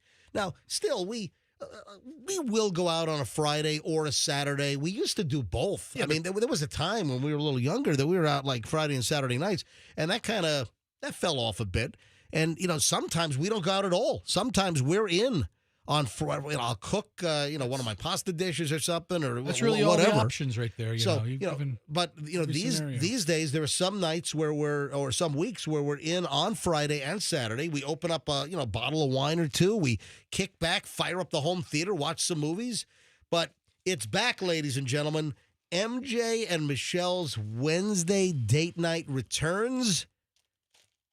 Should I tell people where we're going, or I don't want like protesters out out front, Maybe wait until tomorrow. I don't know. Down with MJ. Down with. All right, so maybe I won't reveal it. Oh, come on! I'll get the protesters together. So, all right, I'll reveal it tomorrow. But is it someplace fancy, like the Golden Corral? You know what? It is. It's a bit fancier than Golden Corral. Oh, okay. It's a bit fancier than Applebee's. Is it hoity-toity? You know what, Michelle? Is it? Yes, it is. Okay. Are you going to Burns on a Wednesday? Nope. We're not. We're not going to Burns. Andrew just guessed, are we going to Mise en Place? No, but we do need to get back to Mise en Place. It's been a while, but that's right across from Lilac. That's right across from UT, by the way, Mise en Place. Yeah. It's none of the above. None of the above. Yeah, we fancy like Applebee's on a date night. Got that Bourbon Street steak with the Oreo shake. Oh, yeah. It's date night. It's not going to be a Bourbon Street steak with the Oreo shake. You should get that. That's good. But no, I'll reveal tomorrow where we went. But I have not been. Michelle has been with some girlfriends for a girls' night out. So Michelle gave it raging thumbs up. And Michelle even suggested, hey, you want to go to blank? So we're going to blank for an early dinner. We have a 5 o'clocker? Mm-hmm. Yeah, 5 o'clocker, and get home in time to finish up the show prep and not be all exhausted and everything. You're gonna be having dinner with a bunch of rich 90-year-olds. No, dude. I'm not. Nah, who goes to dinner at 5 o'clock on a Wednesday? What a nerd! All excited. Date night, ladies and gentlemen, is back, and Michelle and I, in our loving 31-year plus marriage, will hopefully continue date night on Wednesdays now. Till the end of time. In perpetuity. That's a good word. Yeah. In perpetuity. Yeah, I like that. All right, now on to the UPS thing. Last I saw, this is terrible. The UPS crash. This is a big jet. This is a MD-11, which was the derivative of a DC-10. It's a big wide-body jet. You know, these were used as passenger jets, a lot of them that were converted to freighters. And this jet crashed as it was taking off from the UPS Worldport, which is at the Louisville, Kentucky airport. And that's where the biggest UPS hub in the world is located. I didn't know it was in Louisville. Yeah, Louisville, Kentucky. Yeah. Yep. I think it's SDF. Is that their code? So, folks, listen to this. This was a little after 5 p.m. yesterday, Louisville time. This UPS jet is taking off, headed to Honolulu, Hawaii. And it didn't make it. And there are a lot of videos that have surfaced of the crash. So you've got like 2 airport workers seemingly on some kind of an access road, or they're on airport property, and you have 2 guys that seemingly are in some kind of an airport vehicle, and they video the airplane going down the runway, and it looks like the left engine, the number 1 engine on the wing, on the left wing, is on fire. And it seems that they were at the commitment speed that they had to take off. Now, I mean, that if you're on fire like that, there's something in aviation called the point of no return. You have to make a decision, and it's called V1. V1, and that is the decision speed. So when you at V1, you have to decide. That's really the commitment speed. V1 is when you got to take off. So before you hit V1, you can still like abort and still have enough space to stop the plane on the runway. In that kind of situation, should they have just aborted and would they have been better off ending up in the grass through a fence into some kind of a overrun area? Yeah. They took off with a flaming left engine on fire, and this thing. You had to have known how that was going to end. Then it rolled to the left, big yaw, or rolled to the left, and then this thing on its side crashed into this industrial area. And there are multiple videos, and they're just spooky as hell. So you got the 2 airport guys that catch the plane on fire as it's lifting off. Then you have some dash cam. Some guy's in a truck with a front and back dash cam, and he captures the freaking thing like cartwheel on its left side and smash. And there was an amazing ball of flames. And I think part of that is the left engine appears to have ripped off, because there are pictures, and one of the Louisville TV stations had pictures of some engine parts on the end of the runway. So it looks like there might have been some catastrophic failure where the engine mount came off and the engine got dislodged from the airplane with a preceding fire. But the flames, it looked like Armageddon as this plane smashes into 2 places. It was a petroleum or oil recycling facility and some kind of like an auto parts salvage yard. And at this point, is the latest 7 people dead? 7 people dead, 11 people injured. All right, are they counting the 3 on the airplane? Because you had 3 pilots on the plane. You had a captain, first officer, and either another first officer and a captain, apparently. So 3 crew members. So yesterday, early reports, I saw 3 dead. Yeah, then it was 7. Then I saw 7. At least 7 people have died after a UPS cargo flight crashed into the industrial area. So we have deaths on the ground as well, and this is a big UPS plane. Now, what's the Tampa tie-in here? Folks, this plane, the exact aircraft that crashed, has been in town multiple times. The tail number on this aircraft was November 259 Uniform Papa. And this exact aircraft, folks, and there's a reason why I'm bringing this up, this exact plane that crashed in Louisville yesterday landed at Tampa International Airport last Thursday, day before Halloween. October 30th, this exact aircraft flew from Louisville to Tampa International and landed at 5:56 a.m. just before 6. And then the same aircraft, after it unloaded all of its, overnights, its next day and 2-day airs, after it unloaded, the aircraft then took off at like 9 a.m. or 10 a.m. Then it went back to Louisville. So this aircraft landed and took off from Tampa last Thursday, the exact same plane. Now, Michelle, the reason why I bring this up, and, could this have happened here? If this was some kind of mechanical issue with the plane, with the engine mount, the pylons, whatever. It could have happened at any time at any location. Exactly. Could this plane have crashed upon takeoff from Tampa International Airport at 10 a.m. last Thursday? And then prior to that, it was here on the 26th. Then prior to that, that exact aircraft was here in Tampa Bay on the 19th. So this plane has been in town like 3 times in the last couple of weeks.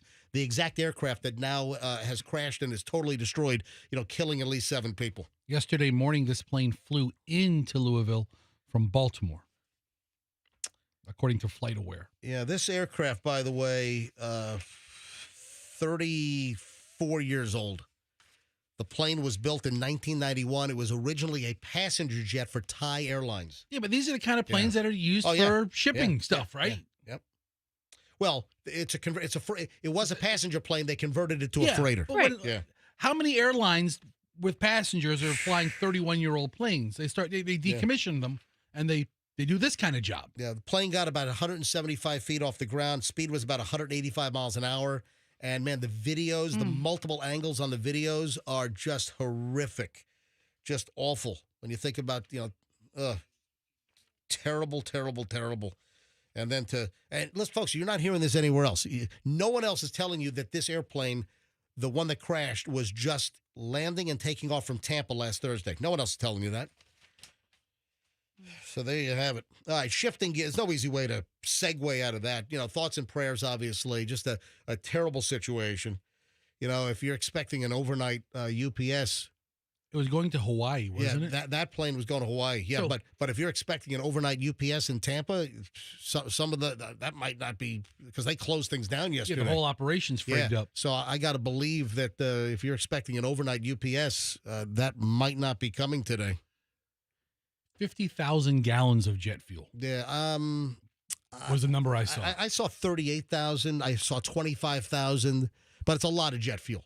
So somewhere between 25,000 and 40,000 gallons of jet fuel on this aircraft. But obviously, the investigation just begins. All right, no easy segue here, so just got to do it. This is funny. Now, I have not ever used the Whole Foods food buffet. Have you? Have you ever used? You've got you've got the salad bar. You've got all those hot foods at Whole Foods. Yeah, where you get the container and they weigh it by the pound. I've never ever. Michelle, have you ever done that at Whole Foods? I've never used that buffet thing at any grocery store. So I used the one in Midtown once. Okay. And the salad was so expensive, I left it.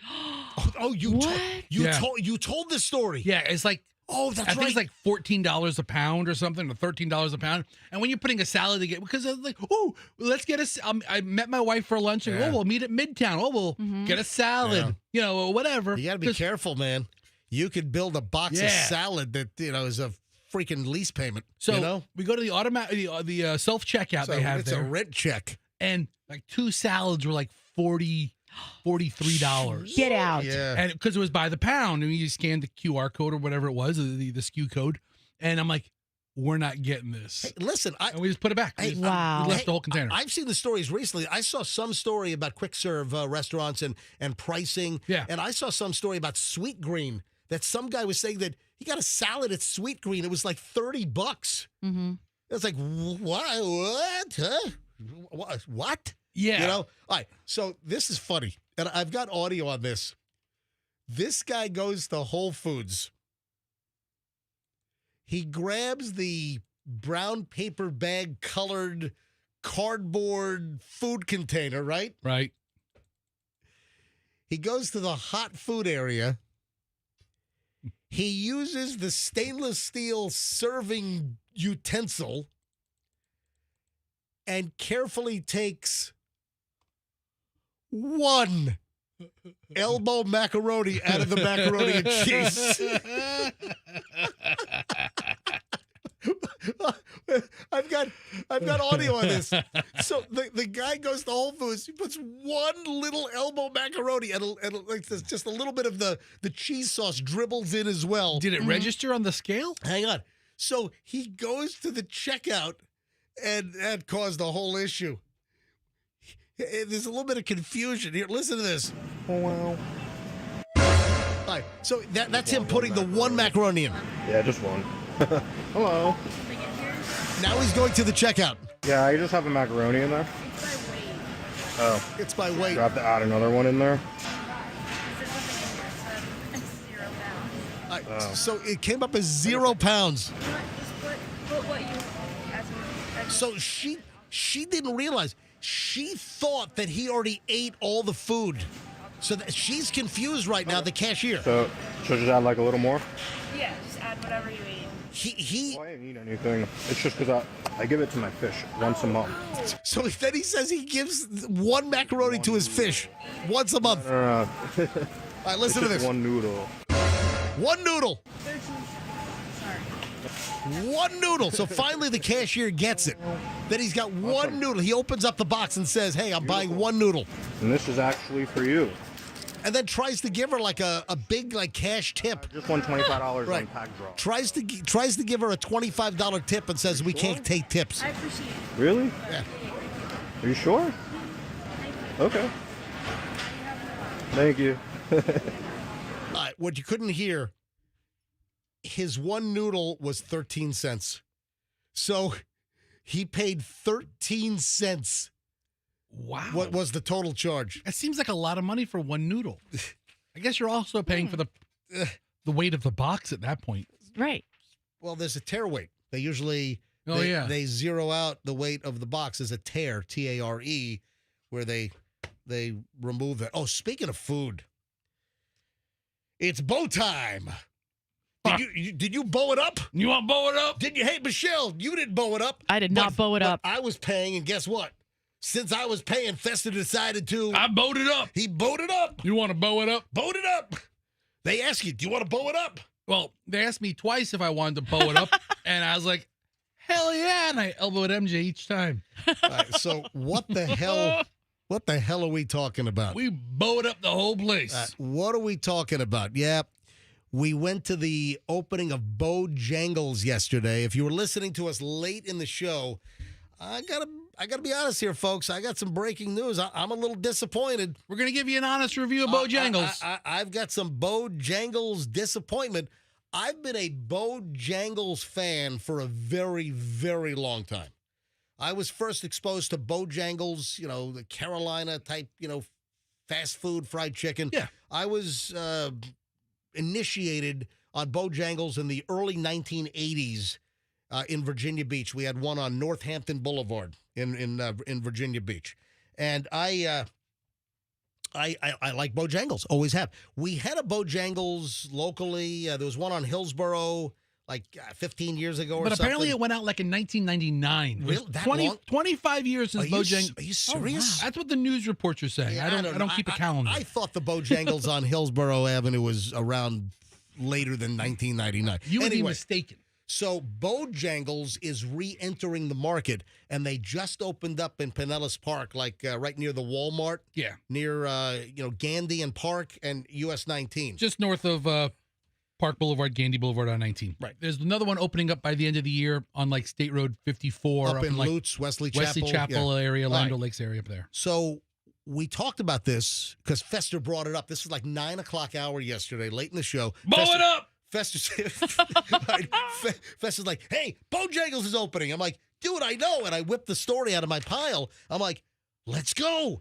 So right after the show, we all went. Fester, myself, Michelle, we all drove over to the new Bojangles.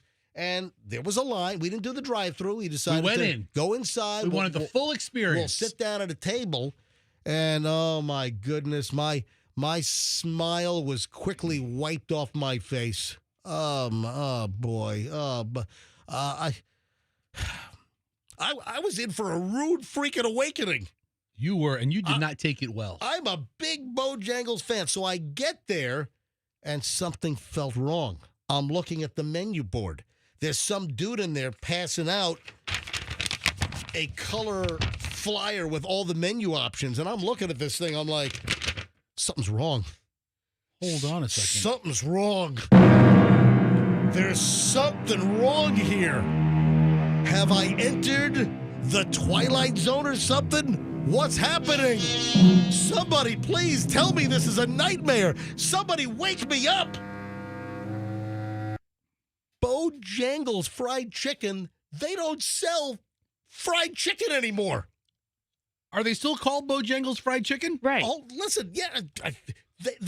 What's on the top of that menu? Listen to me. Bow it up.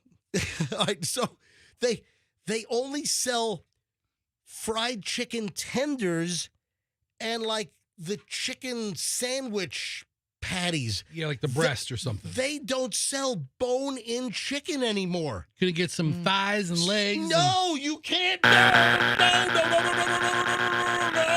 No, you can't. I wanted a spicy breast and a spicy leg and a biscuit. No, they don't sell fried chicken anymore. They sell fried chicken tenders. Since when? I don't know. So I did ask a guy, and he said, "Oh yeah, all the new stores we're not doing any bone-in chicken." He's like, "Yeah, the younger people don't want it." I'm like, "What?" So there's the young Hispanic woman right in front of me. How old was she?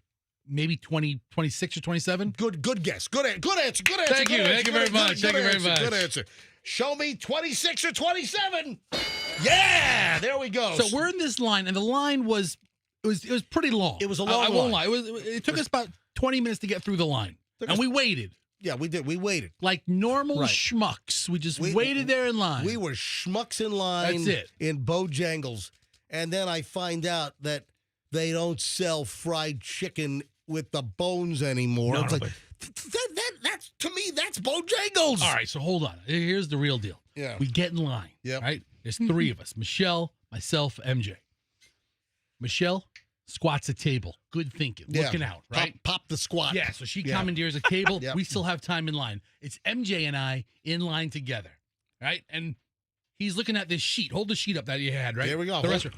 Holding it up to MJ TV. And you hear him mumbling. It's like, he's like, this isn't right. I go, what do you mean it isn't right? You're hearing me mumble? Yeah, you're like, you're muttering, you're mumbling. Something's wrong here. That's what you said. You said that. I'm looking at the shit. Like, something's wrong here. Something's wrong here. And I'm like, what's wrong? And he's like, there's no fried chicken. There's no fried pieces. chicken. And okay, here we go. The fried chicken sandwich, the chicken tenders. Right. Where are the freaking legs and breasts and thighs and wings? So MJ finds this guy who didn't look like he was with Bojangles because he had a Bojangles shirt on. But he didn't look like a fast food worker. It looked like he might have been from the corporate office. He looked like a regional manager. Yeah, right. When you walk into these places, you can tell who the regional manager is and who the guy who's dropping the fries is. He had the regional manager look. So MJ, Derek, he gets right in his face. He leaves the line. He's like, he looks at me. He goes, Don't lose our spot. Like, I'm going to lose the spot in line. He goes up to this guy and corners this guy. And I can see MJ like giving him the finger point. Where's the fried chicken? Where you have no fried chicken. Where's the fried chicken? Where I want a breast and a thigh. I want spicy Bojangles. I mean, this is what I grew up on. So MJ comes back to the line. I'm from Virginia Beach, man. With the most dismissive look on his face. And he looks at me and he says... Wait, can I just stop you there? Yeah. I got the text from you as I was squatting the table. Yeah. And you said, he's confronting the manager now about not having chicken pieces. You're texting my wife this? We're joking about you in line while she's at our table, and you're confronting Derek, the regional manager of Bojangles. By the way, I don't know if his name was Derek. He looked like he just looked like a Derek. Yeah, he did. Yeah. So MJ comes back to line, and he has like his lip puckered up, and he's like, it's quivering. I'm off kilter now. Here's what he says verbatim. I've been punched in the gut. He's like, well, bow it up. Well, that sucks. I go, what sucks? We're at Bojangles. What sucks? They don't have it anymore. They don't do fried. The new restaurants. So he's like, in the Carolinas, yeah, we still have the fried chicken pieces with the bones in. All the new expansion. But all of the new Bojangles expansions, no traditional fried chicken. That's a deal buster for me. I'm sorry. And then I got the person in front of us, the 26-year-old Latino woman, Latina, she's turned around and she goes, they don't have fried chicken? Yeah. That sucks. She wanted it too. She says, muy mal. She says, no bueno.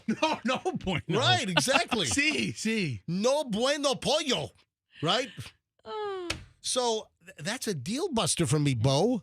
Then she asked me for Valerie Felix's autograph. That's from down the hall? Yeah, down the hall at Maxima. Yeah, big fan. All right, so listen, that's a deal buster. I did get a chicken biscuit, and it was good. But I want my chicken pieces with the bones in it. So I because you're a Neanderthal. No, that's what I enjoy. I guess it's a Popeye. I guess it's still going to be Popeyes. When I have that fried chicken craving, not KFC, it's going to be Popeyes. Now we've been in line for 15 minutes. Oh, yeah. Now we're like next to be served. Right. MG turns over to me, kind of gives me the finger tap on my shoulder. He's like, if you want, we could just get out of here now. I was pissed off. After you waited all that time and you're next in line. Well, we're next in line. Yeah. You're camping out at a table. Right. You're looking for. I'm like, we're not leaving now. I'm still trying to process. The Bojangles has no chicken with the bones in it anymore. I mean, what? I mean, it's like. I mean, it's like I just saw a Martian or something. It's like, what? I'm still processing what's going on. You know what? It's like I'm in shock. It's like I just blew my hand off with fireworks. Yeah. That's what it's. You're not alone because there was a whole Reddit thread about it, by the way. Really? Yeah, of course there is. I mean, I imagine many Bojangle fans that knew it for what it was are disappointed in this new incarnation of it. Well, I'm not going to be bowing it up. So then we get to the ordering station. We get to the ordering, the register, right? Yeah. We get to the ordering station. So there's this lovely person behind her taking our order. Yeah. And she's learning the menu too because it's her first day as well. But anyway, it's their first day. Anyway, she asks Fester. Well, I order yours first. MD orders yours first. I ordered Michelle's chicken biscuit, the little tater tot things, and a sweet tea. And then she says, tater tots. You want to bow it up? Would you like to bow it up? You want to bow it up?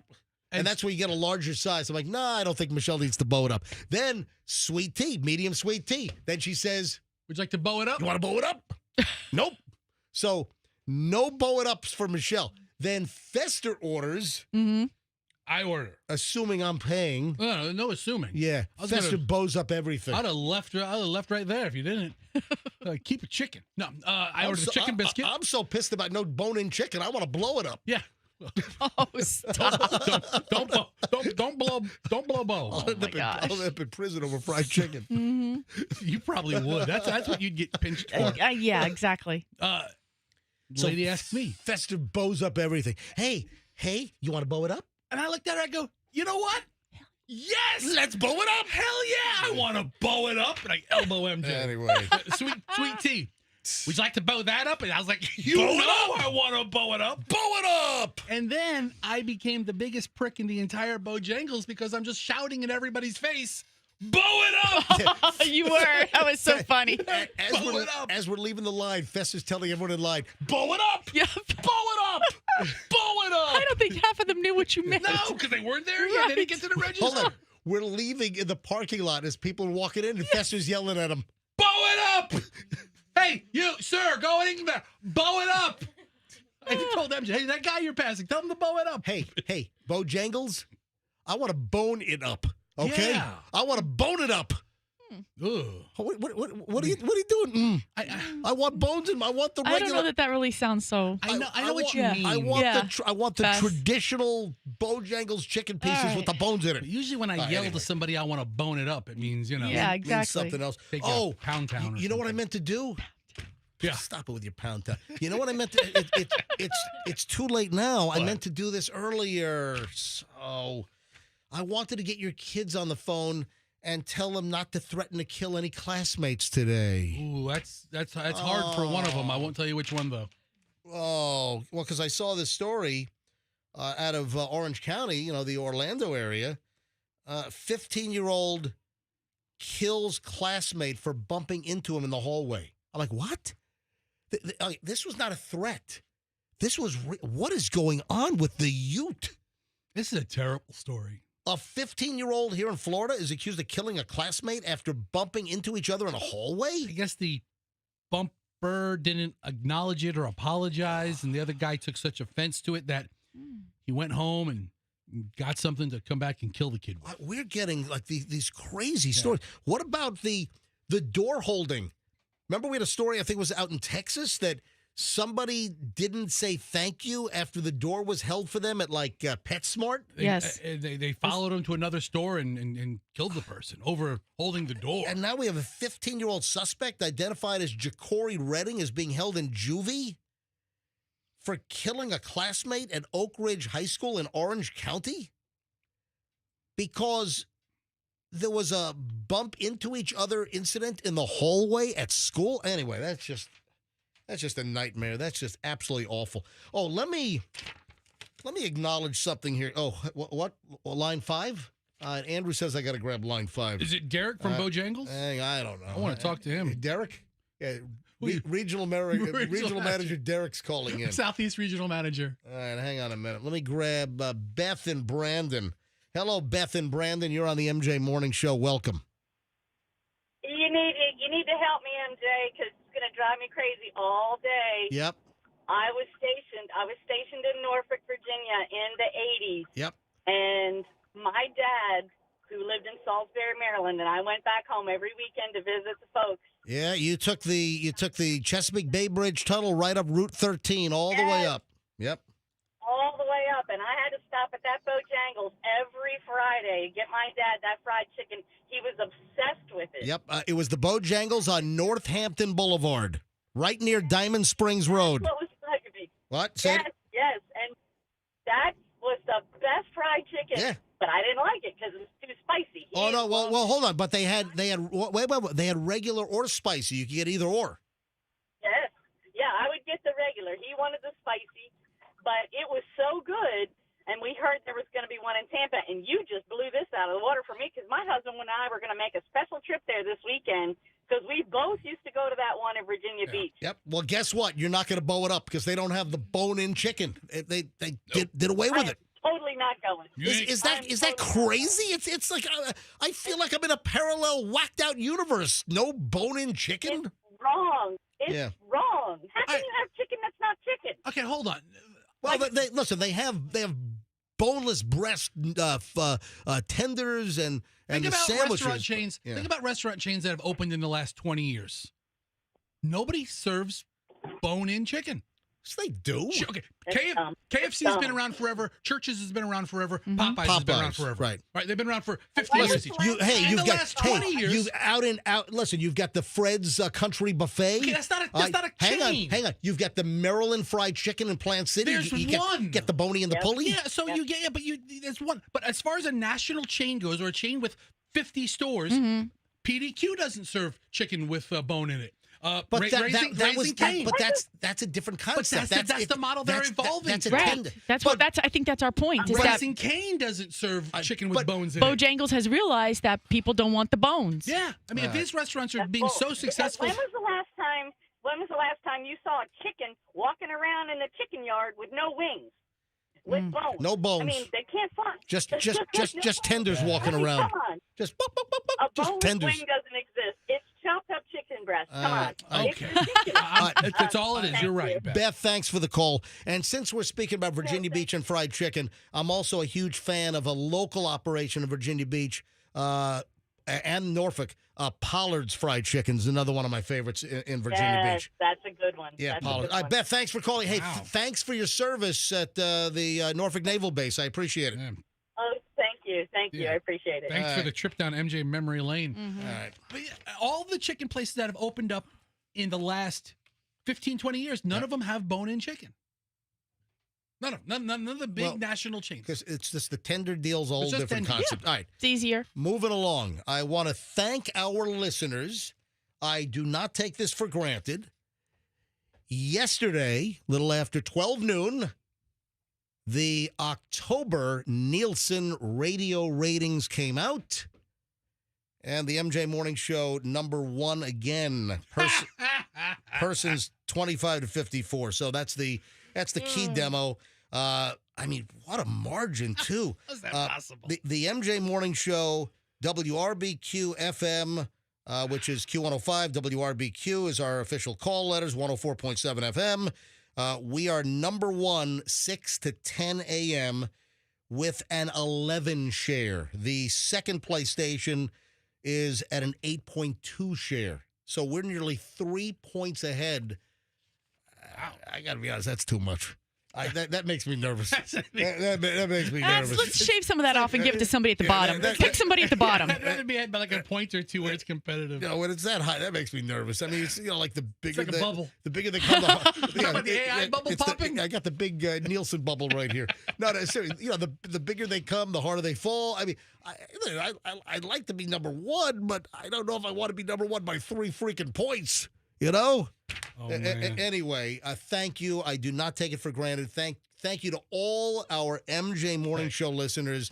We do our best to bring you a great show every single day. Yes. And we're #1 again. October Nielsen radio ratings. MJ Morning Show #1. We were #1 in September. We were #1, April, May, June?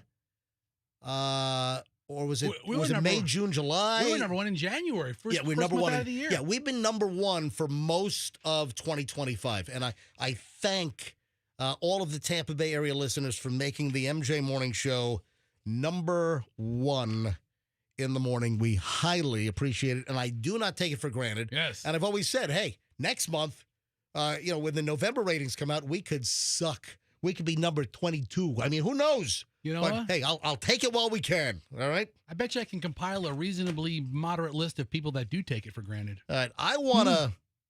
Why don't you submit that list to me later? I want to go to phones on something. I want to grab some phones.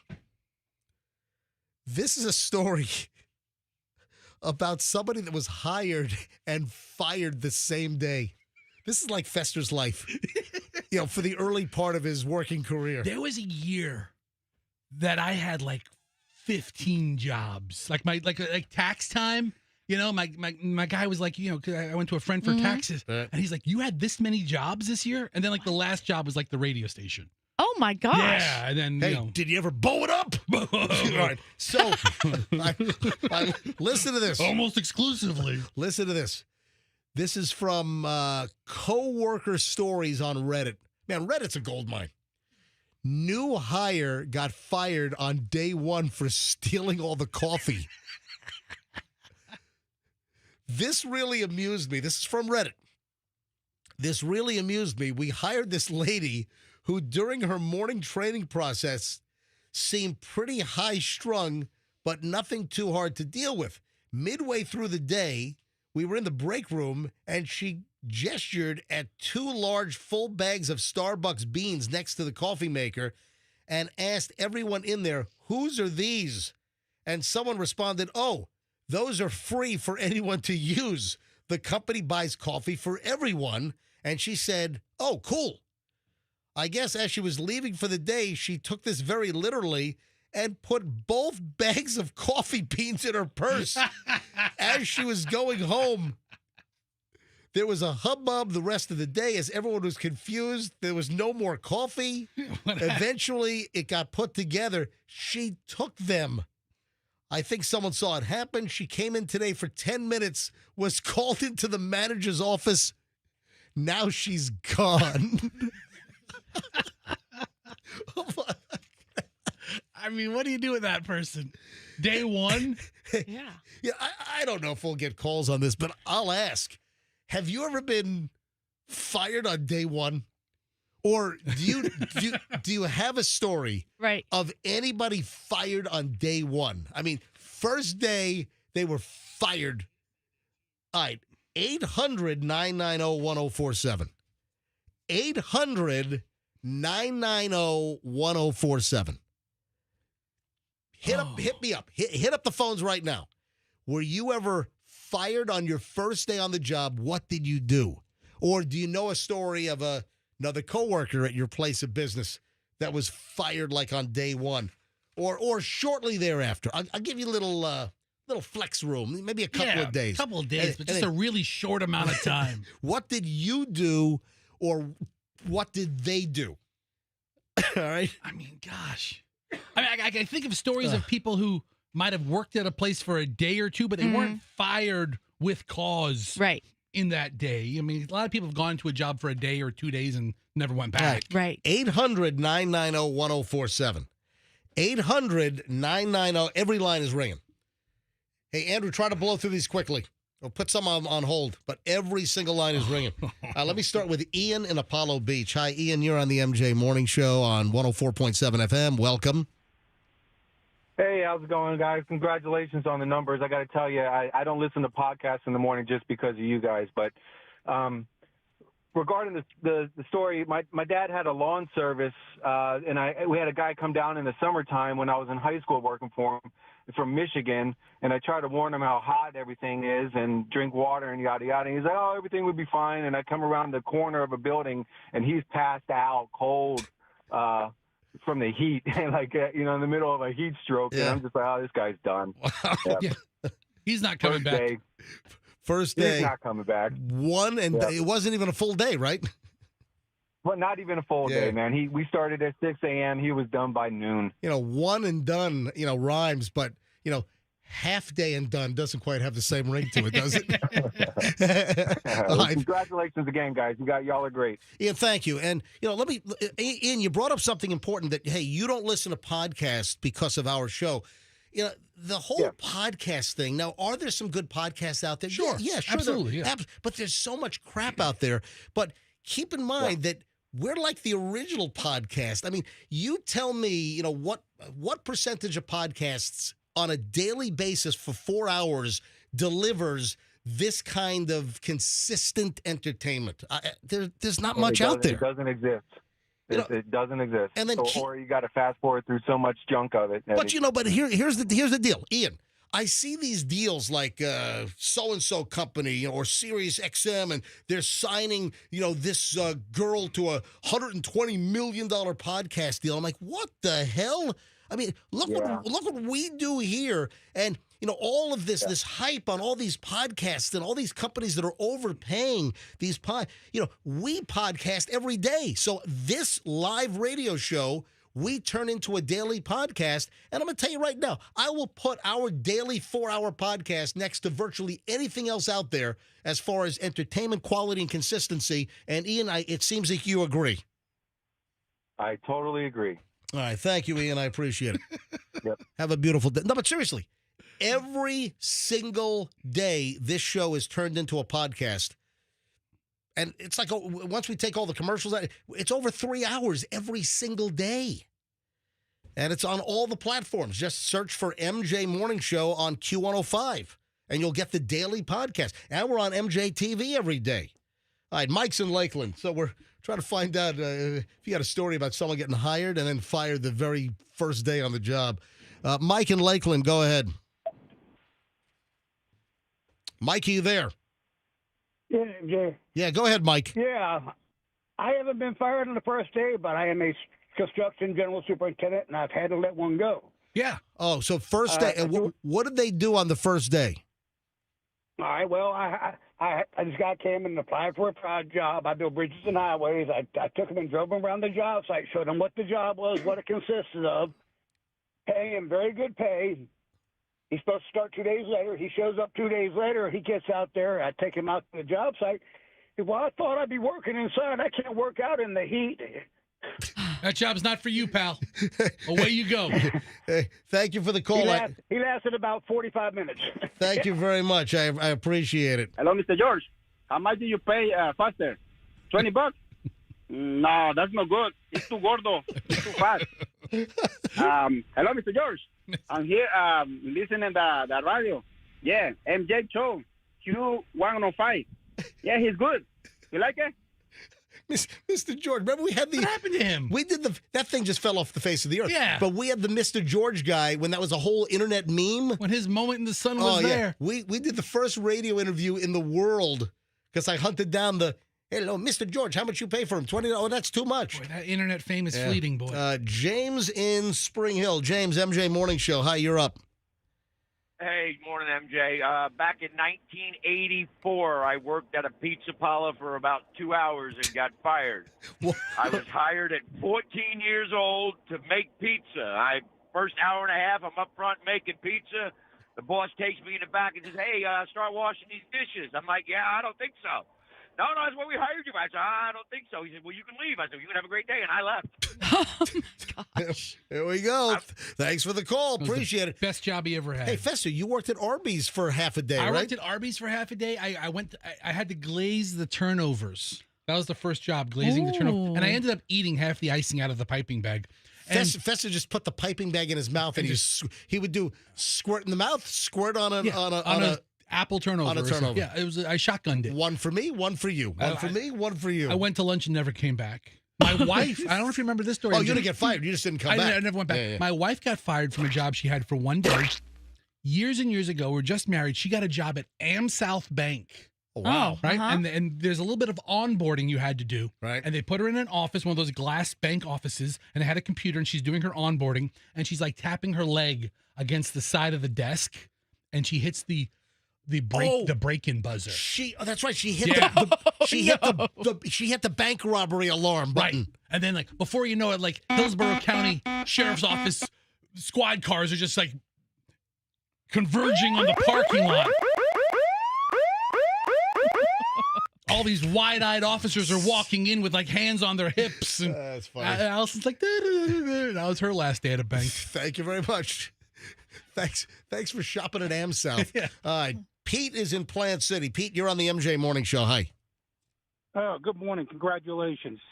Thanks. A short time ago, I worked for a used car dealership in the reconditioning department. And this guy, must have been his third day on the job, took his high-performance Dodge, either Challenger or Charger, literally plowed it into a parking ballard. Oh, my. The yellow, concrete and metal post. He smashed it head on into one of those bollards? Yeah, he was showing off with the car the third day on the job, and he just plowed right into the ballard. Yeah, that was his last day on the job, right? Oh, he didn't last past lunch. Oh, man. So the whole front of that Dodge Charger was like a V, right? Yes, and since it's a buy here, pay here place, they probably just patched it up and put it back on the lot. Yeah, a little bit of Bondo. Oh, Yeah, it wasn't his car. It was one of the dealer's cars. Yeah. Oh, I'm sorry. I just put that together. Oh, and it wasn't a Dodge dealer. It was a buy here, pay here? Yes. Yeah, Gotcha. The reconditioning department of a used car dealership. Yeah. Hey, when you worked there, what percentage of your sales were eventually repoed for not paying what they bought? Oh, they're about 35%. Wow, 35% repos. Repos are up. I'm seeing all kinds of stories that repos are all over the place right now because of the economy and everything. Thanks for the call. Janet in Tampa. Janet, MJ Morning Show. Hi. All right, so if you're just tuning in, I had a story about this lady that got fired the very first day on the job, and I just said, hey, any stories? Janet, what do you have? Okay, I'll try to make a long story short, but Yeah, I'm going to demand that you make a long story short. Please. In fact, I'm starting the 30-second timer now. Go. Okay. I'm from the Hang on a Detroit minute. area. Hold on, we got the wrong sound effect. I got the wrong sound effect. Here we go. All right, go.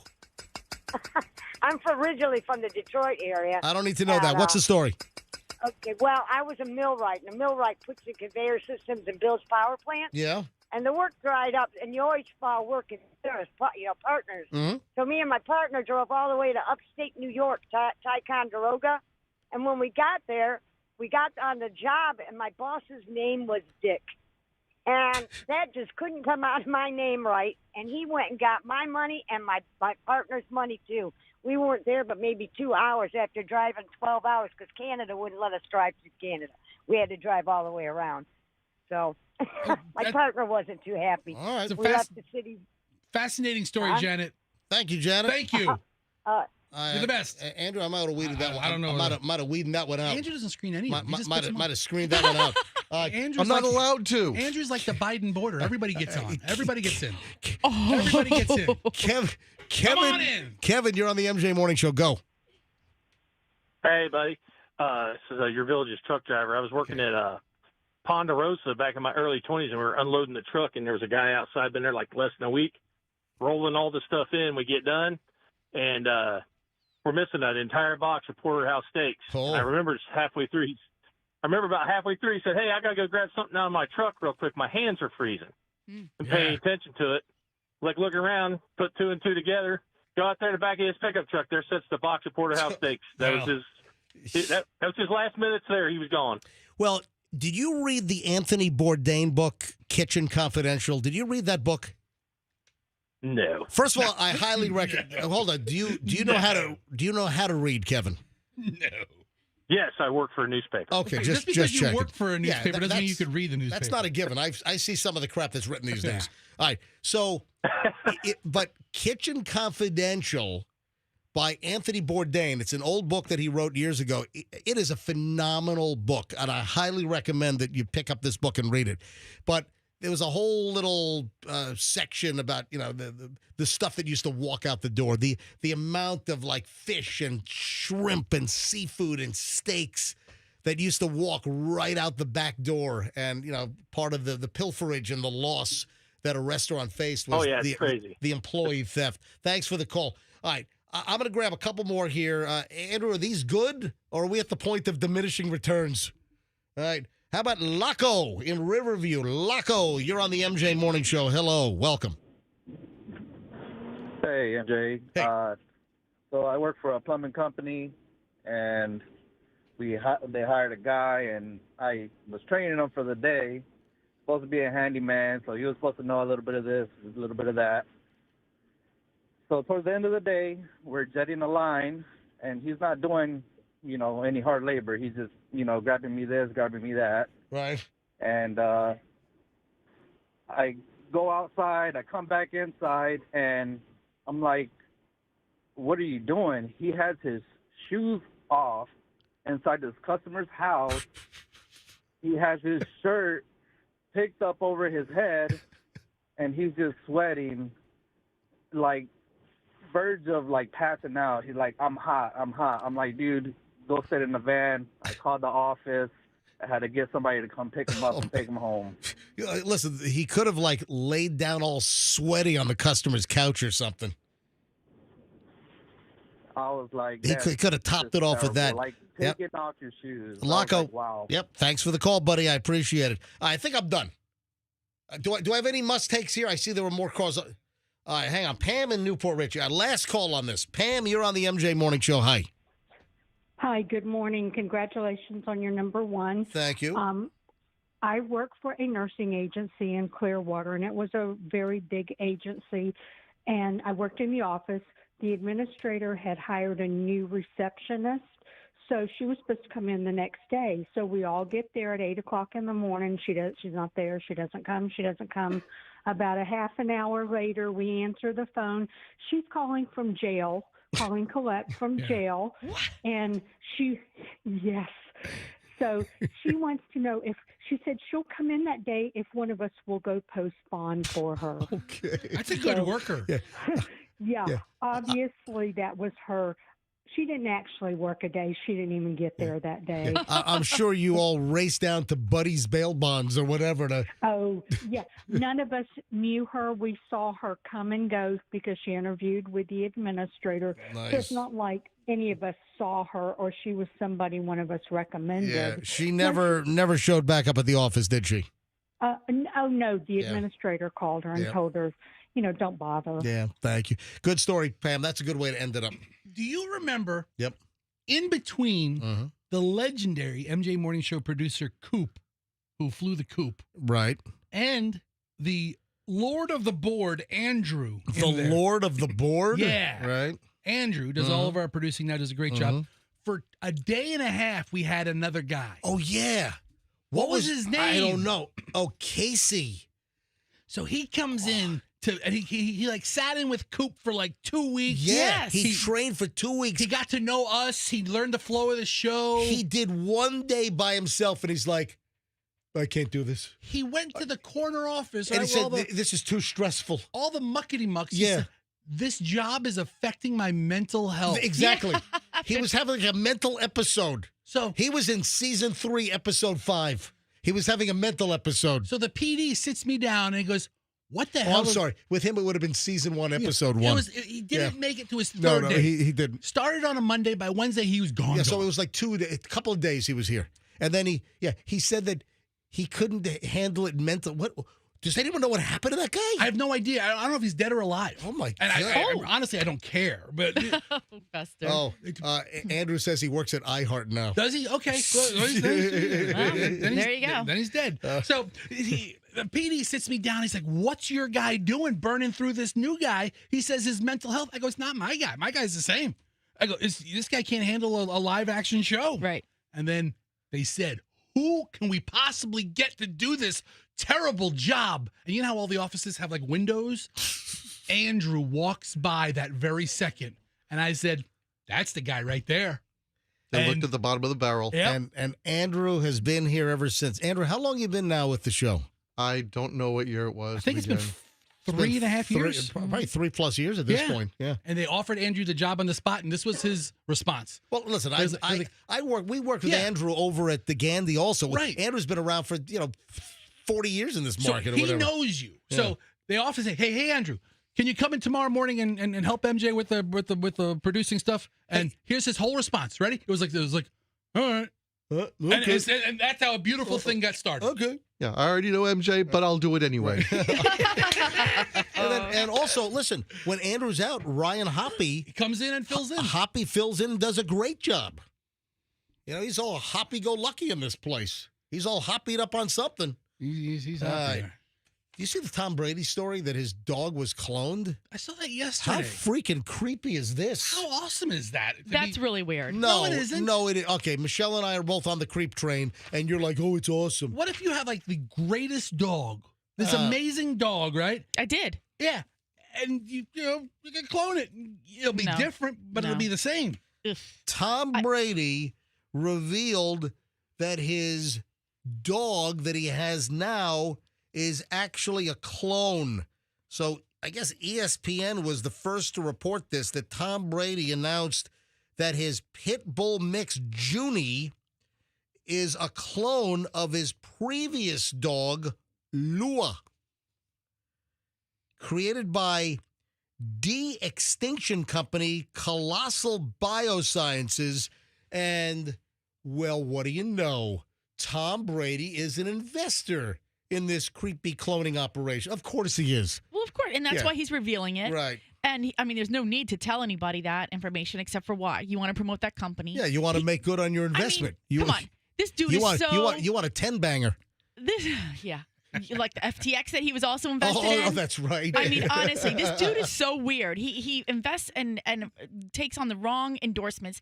Subway, he doesn't even eat bread. Come on. Can he not that's right. He did the Subway commercials and he doesn't eat bread. No. Can he just do something normal that relates to us? That is also relatable to him? I remember what we said.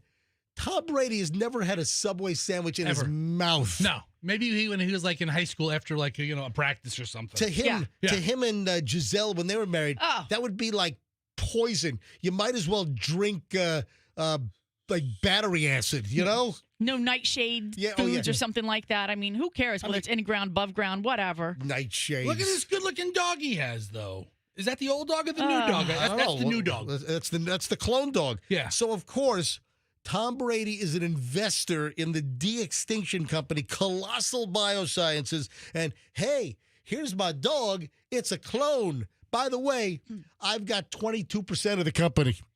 And you know what I think? Well, I have no idea what percentage he has, but he's probably trying to clone himself. Oh, yeah. So cloning doesn't mean you come back or the clone is identical. No, to you take the DNA. Yeah, and you hope for some right. Like Barbara Streisand also did it. She cloned herself. She cloned her nose. She cloned her dog. Oh, but she got two. She got two dogs. And they were identical. No, so that's the thing. They have very different personalities, and she's waiting to see if they develop some of the characteristics of the one that she cloned, Gotcha. like the eye color and also the temperament. And then so then you're like, put one down? I mean, what's she gonna do? Yeah, I don't know. What's going on here? Zoink, Scoob! You know, Scrappy Doo is a clone!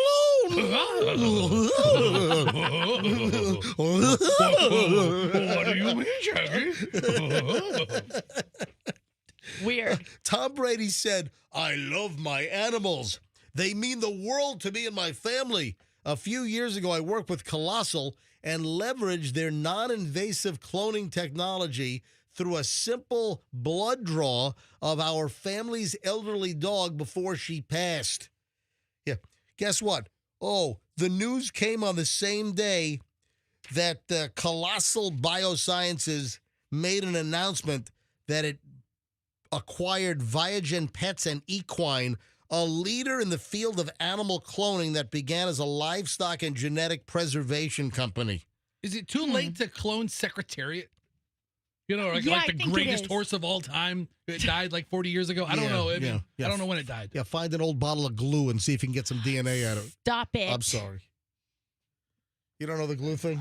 That's our observer intern Bailey's looking at me like, huh? She doesn't want to know. Yeah, just look up horses and glue. Horses and glue factory. Yeah, just look up glue factory. The Secretariat, they did an autopsy, necropsy.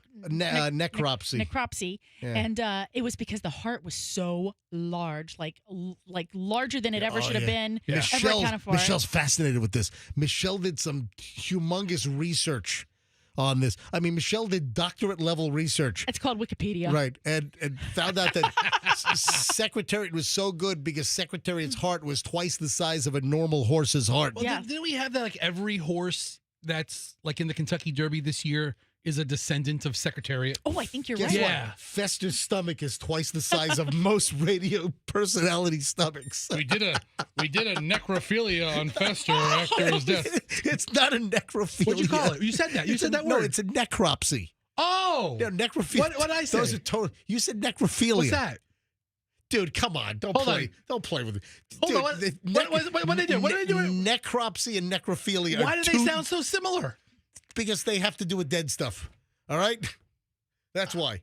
The Latin Animals. the Latin derivative necro, I would imagine. That's dead? That means dead?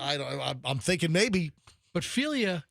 Oh. Yeah. Okay, so they did a necropsy on me. Anyway. And they're But when this story popped up last night and we're talking about it at the house while I'm doing show prep, Michelle's like, that Tom Brady's creepy.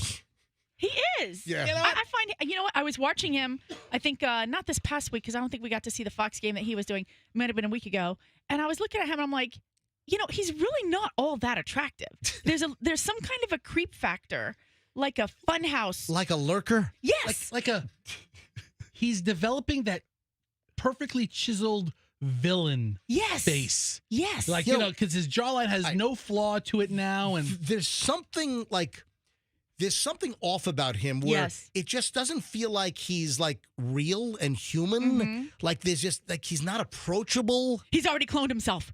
There you go. No. This is his clone. That's it. Are you ready for the latest on Diddy? We've got some new Diddy news, folks. Breaking Diddy news. Hold on, what are you? Diddy cloned himself, and the clone is going to serve the time. Oh, yeah. Got it. It's bizarre, though, because the clone doesn't like lube and baby oil. How did that happen? No guarantee you're going to like what the... I'm shocked at this information. Just because the host likes it doesn't mean the clone's going to like it. I'm shocked at this information. All right, so here's the Diddy breaking news. Diddy allegedly, according to TMZ, is bragging in prison about Trump pardoning him early next year. So you think there's something to this? You think Trump said to Diddy or Diddy's people, hey, I just did this bizarre pardon with the crypto dude and the whole family's getting all enriched on this and the grift is amazing. So listen, let me just lay low because I just pardoned the crypto guy who I didn't even know who I pardoned. Did somebody just flash? The lights flickered in here. Yeah, that's what I thought happened earlier too. Oh, wow. Okay. Wasn't somebody else pardoned, like the Soros or Santos? Yes. Oh, George Santos. Man, that guy should have never been pardoned. That guy's a freaking liar. Nutcase. And listen, I got half of the Hunter Biden shouldn't have been that putz. Hunter Biden shouldn't have been pardoned. You know, but listen, when it's your son. I'm the president. I'm getting my son off the hook. Yeah, well, listen, that was a given. Before I take the copy of the home game, I'm getting my boy off the hook. We knew that was going to happen. No, but seriously, I'm thinking that maybe, could there be some truth to this? Hey, Diddy, I just did this controversial crypto dude pardon. Just hang out in Fort Dix for a couple of months. 3 months, 4 months. And we'll pardon you early next year. Who would you rather see pardoned by the president? Joe Exotic or Diddy? I mean, I'm going with Joe. Yeah, I think I'm going with Joe. Yeah. According to this story from TMZ, this hit yesterday afternoon, Sean Diddy Combs thinks he's not long for the FCI Fort Dix because he's telling fellow inmates he will get a presidential pardon from President Donald Trump early next year. Sources at the federal prison in New Jersey tell TMZ Diddy is yapping about Trump pardoning him in early 2026. As we first told you last month, Trump was vacillating on whether to pardon Diddy or not and was seriously considering it. Some folks on Trump's staff at the White House were telling him not to pardon Diddy, but one source told us Trump will do what he wants. He doesn't listen to anybody. Yeah. Sources inside the prison are also telling us Diddy is letting fellow inmates know he will take care of them when he's pardoned and set free. What? Here's some money for the commissary. Here, get a couple extra, honey buns. Diddy reported to Fort Dix last week to serve a 50-month prison sentence. Served over 13 months, in lockup, gets credit for that. And then again, what they say? It was going to be like May 8th was going to be his release date in 2028. Yeah, 2028. Yeah. He's going to be there for. So here's the deal. I'm a believer that in a lot of things, loose lips sink ships. Yep. And if he's talking about it, it's only going to make it longer odds. We thought that maybe him bragging about it early might have precluded Trump from doing a pardon already. Well, the rumor got out. That's right. Yeah. So if he doesn't get pardoned, if I'm in the yard with Diddy, every day I'm going to be busting his chops. Hey, Diddy, where's that presidential pardon today? Yo, Diddy. Hey, yo, Diddy. Yep. Hey, Puffy. And there's an update.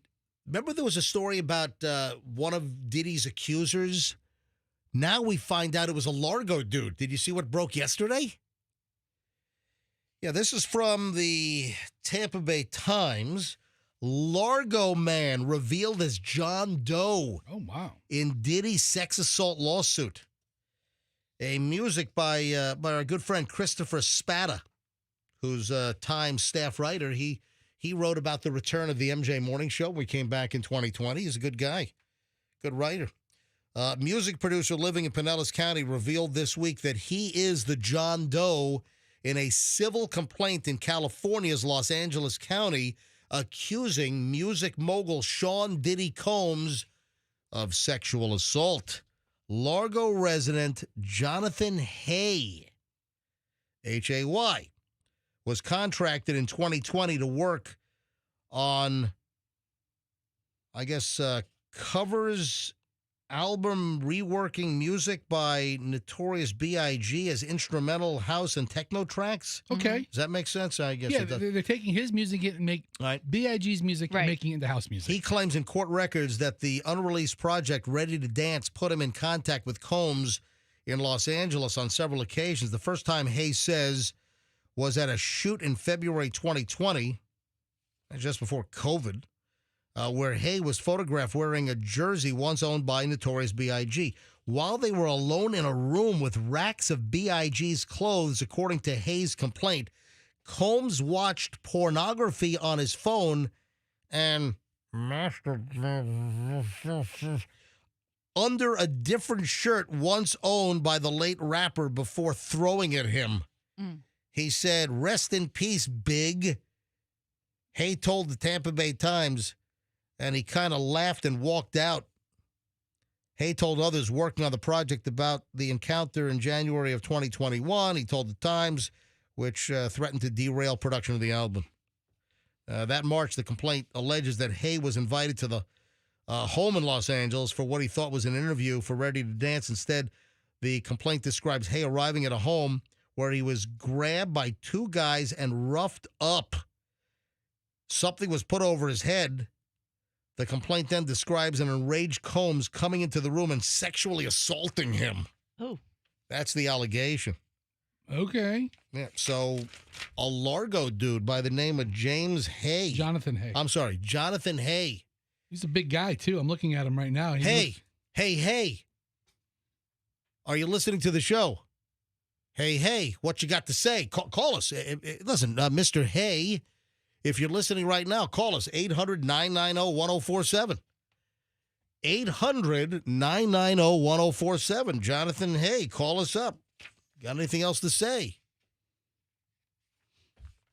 So the lawsuit's about the getting roughed up and getting something put on his head and the assault that he's alleging Diddy did to him. I mean, I don't know. It's like what Diddy did the first time. Is that assault? I don't know. Yes. I would say. Wow. I don't know. Absolutely. If you do that into a plant, it was considered assault. The plant can't sue you. Speaking of legal. But the lady who saw it. Oh. Speaking of Louis C.K. Speaking of, he's kind of making a comeback, He Louis is. C.K. All right. Speaking of legal issues, a kid called a woman a Karen at a New Jersey amusement park. This woman found out that you can't sue if somebody calls you a Karen. What? My son's in 3rd grade, and he thinks that's such a cutting insult. Oh, Karen? Does he really? Yeah. I think your son's in 4th grade, by the way. She's a Karen now. What is his impression of a Karen? What does he think? Give us an example of what he's called a Karen. A mean person. I think he puts his hands on his hip and he says, "Can I talk to the manager?" Oh, really? Yeah. Oh, okay. Where did he learn this? You know what? I tell you, even like on kids' YouTube, a lot of these reels that they go through have a lot of snarky jokes in them. And listen to this. He knows a Karen. An appeals court has upheld the dismissal of a lawsuit by a New Jersey woman who claims she was ridiculed and labeled a Karen by children at I Play America. What is that, like some kind of a indoor like go-karting and all kinds of crap in there? Something like that. Sounds like it. And she's saying that she was labeled a Karen by children inside this I Play America, and the workers did nothing to stop the harassment. What? 55-year-old woman from Edison, New Jersey. If you've ever been to Edison, go to the Edison Diner. No, go to this I Play America. It looks awesome. Oh, and also Edison's lab happens to be in Edison, New Jersey as well. Thomas Edison. This I Play America is like an indoor amusement park. This place looks awesome. Yeah, I think don't they have like go-karts and stuff? They have go-karts. They have like little rides. Tilt-a-whirl rides. They have a whole arcade. Oh, there's a mini Tilt-a-whirl. Yeah, this is pretty cool. Oh, it's like a Polly Pocket of Tilt-a-whirls indoors. That's exactly seriously. That's what it looks like. That's right. Yeah, like mini rides are there. The mini merry-go-round. I love it. So this 55-year-old woman claimed in court papers that she was attending a birthday party with her 2 minor children back in October of 2022 when an employee incorrectly told her that she did not meet the minimum height for the IPA Speedway go-kart ride. The woman told a worker and a supervisor that she had previously been given access to the ride several times without a problem. While the employee and a manager were speaking with the plaintiff, children waiting in line behind her became upset and began to shout at her for the delay, calling her a white bitch and Karen. Oh. I put those two insults on different levels. According to the lawsuit, the woman was terribly embarrassed and humiliated by these events and felt discriminated against because she was wrongfully denied access to the Speedway go-kart ride, according to the lawsuit. After being denied access, the woman had to go back through the line, past the children who were yelling at her as she went back the other way. It caused her to feel horribly embarrassed and humiliated, according to the lawsuit. According to documents, the mother's discomfort was magnified because her 2 minor children were present at the entire event. They witnessed all this. So She sues iPlay America that they were negligent in not allowing her on the ride, and the business breached their duty by allowing the other guests to yell at her and call her a white bitch and a Karen. Come on, this is not a lawsuit. You know what happened? What? When she got home, What? her kids stopped calling her mom. Oh, they started calling her Karen. Yeah. Or white bitch. Or WB. Hey, white bitch, get my cereal on the table. Hey, white bitch, what's for dinner? So, did I hear you correctly? The white bitch, she wasn't tall enough to ride. Yeah, Did you? Is that what you said? That's what it says in the story. Yeah. Is she? You know. That's. Are you sure? A little person white bitch? Is she a little white bitch? Because Is that what you're saying? if there's like 10-year-olds behind her that can ride the ride, and she's not as tall as a 10-year-old. Is she a mini white bitch? I mean, she's like a little, like a Polly Pocket sized person. I don't know. Well, apparently there was some issue with her height on the ride. Guess where Gen Z is flocking? Now, I'm going to bring in our observer/intern from the University of Tampa, Bailey, who is not allowed to speak on the air, do any work.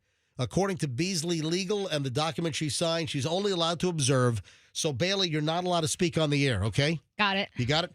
All right. So, you brought us the story of the Gen Z loved red flag, green flag app called T. Yes. You brought us that story. Yes. Are you aware of Generation Z, your generation? You're 21 years old. You're a UT student. Are you aware of singles, Generation Z singles, flocking to a particular dating option online? Apparently, they're saying it's bigger already than Hinge. So another dating outlet that maybe is not that new, but apparently like what's old is new again. And do you know what I'm talking about? Would it be Tinder? Nope, not Tinder. The hottest matchmaking app right now, according to this, Gen Zers are flocking. Gen Zers, singles in their 20s, are turning to this decades-old option. Is it like Plenty of Fish? Nope. Come on. You don't know? Come on, Bailey, let's go. Come on. Is it called Match? No, Match. Match. Match.com. Oh, Match.com. Match. No, it's not Match.com. Is it one of those brands? Like one of those entities? No, it's not. Oh, okay. It's not. Are they going to sock hops? I mean, what are you asking? No, sock. Are they going to church retreats? I think so. Think social media, not apps. Oh, Snapchat? No. Facebook. Yes. Facebook Marketplace? No, Facebook dating. There's what? What? Yeah, apparently decades-old site, Facebook dating. And there's a whole rush. Facebook dating has me in a chokehold. I'm literally obsessed, says Lexa, who's 27 years old, and she just did a video that's gone viral.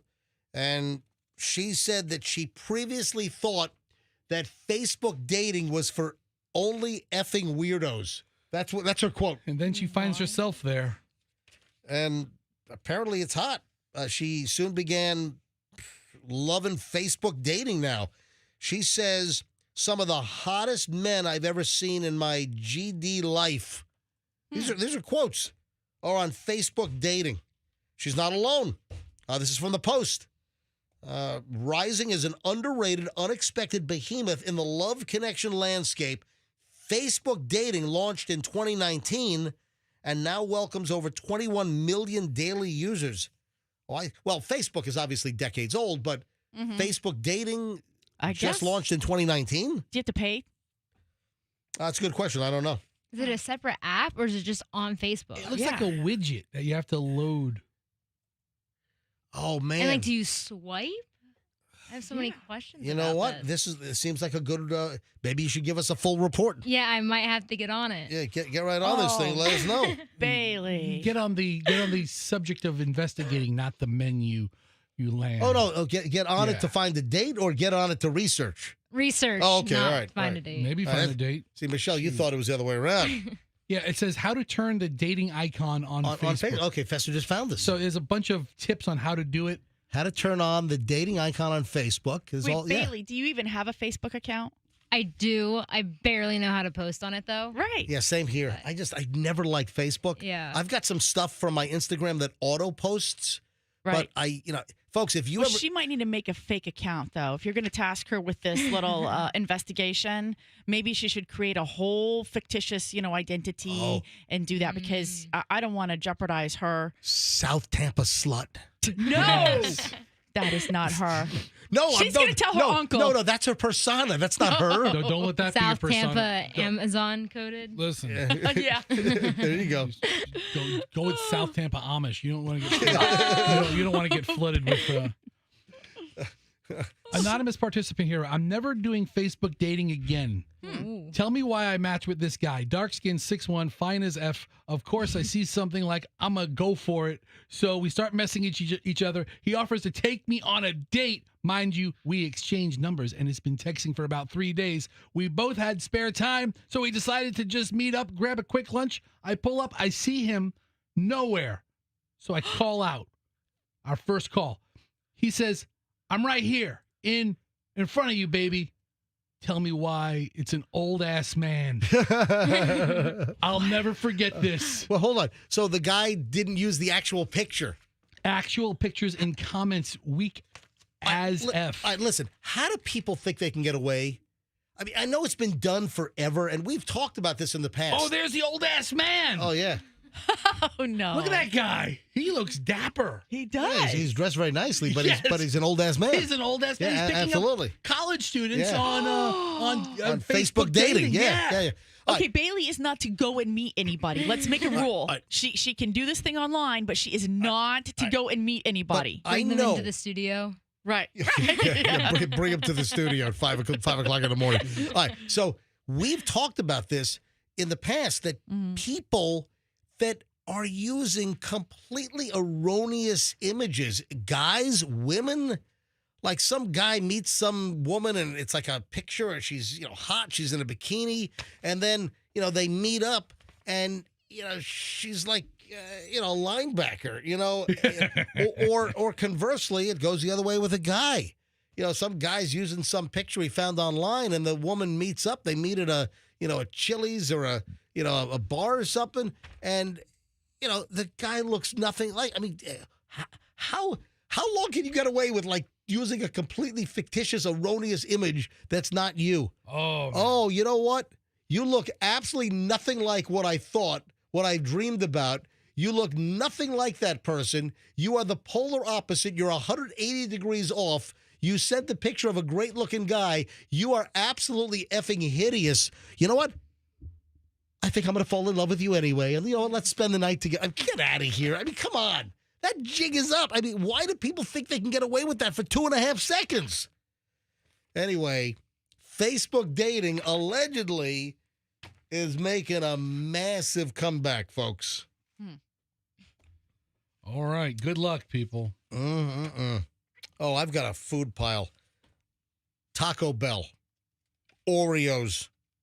Oh, Michelle, there was something I think you gave the kids when they were younger that now there's some issues that are popping up. What is it? I got a Mile High story, which has a local Tampa Bay area connection. We'll get into that. Oh, there was a crazy United Airlines story. A couple of weird stories yesterday. So we had this United story, which you probably haven't heard about this. There was this kind of got overshadowed by the UPS cargo jet crash in Louisville. And if you didn't hear about the connection to the Tampa Bay area, this crash, if you missed this earlier, I'll reiterate in just a minute. Oh, did you see? There's a crazy AI story that I've had it for a couple of days and I didn't get to it. A local woman, a burglary and AI, and the cops are pissed. This is nuts. We'll get to that coming up in we have a lot of stuff. 9 o'clock hour starts next. This concludes over an hour and 20 minutes of nonstop MJ here on the MJ Morning Show on Q105.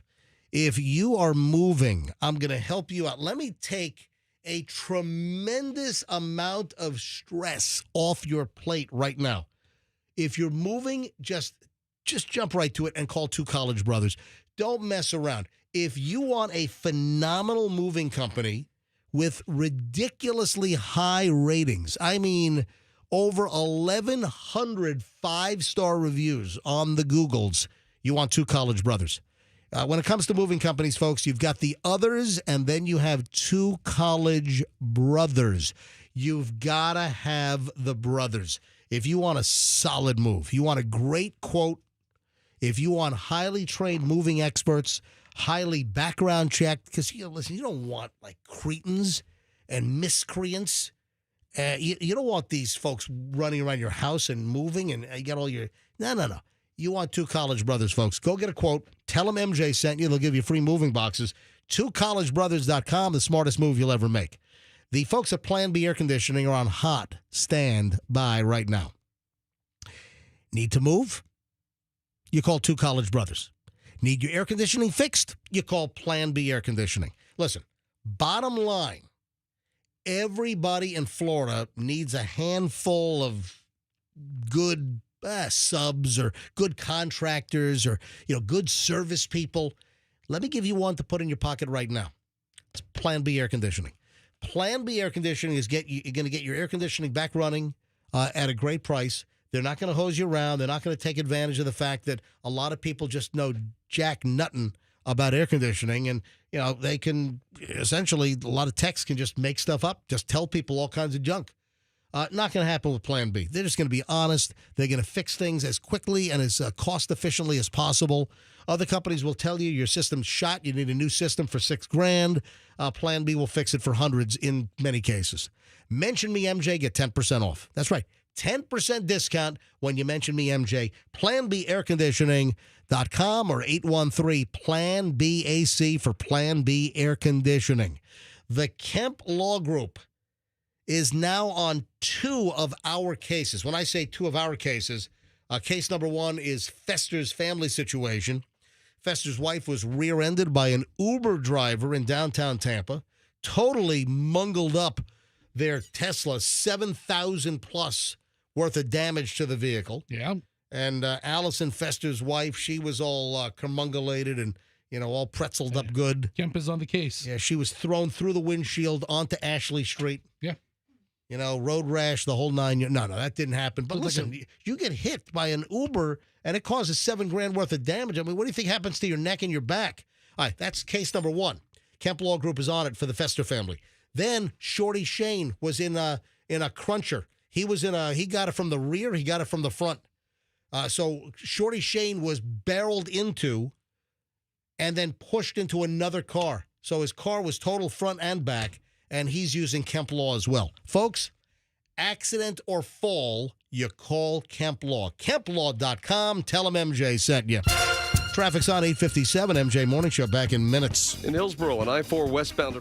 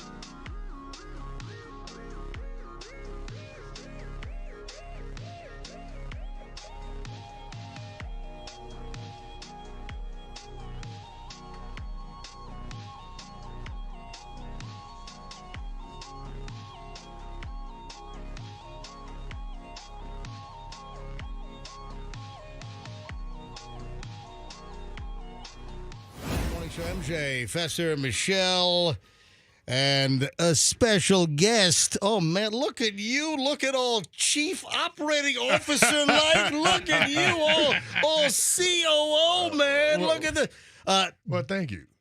Who's my favorite player? Mr. Derek Brooks. That's still what I love. I appreciate commercial. that. I love that commercial. What was that? So, folks, have you figured? Way. It was United Way. That's right. So, have you figured it out yet? Derek Brooks, superstar Buccaneers player. Derek Brooks, one of the most well-known names in Buccaneers football history. No. The second best name in Buccaneer history behind Leroy Selman is Derek Brooks. I'll tell you right now. Mr. Brooks will probably agree.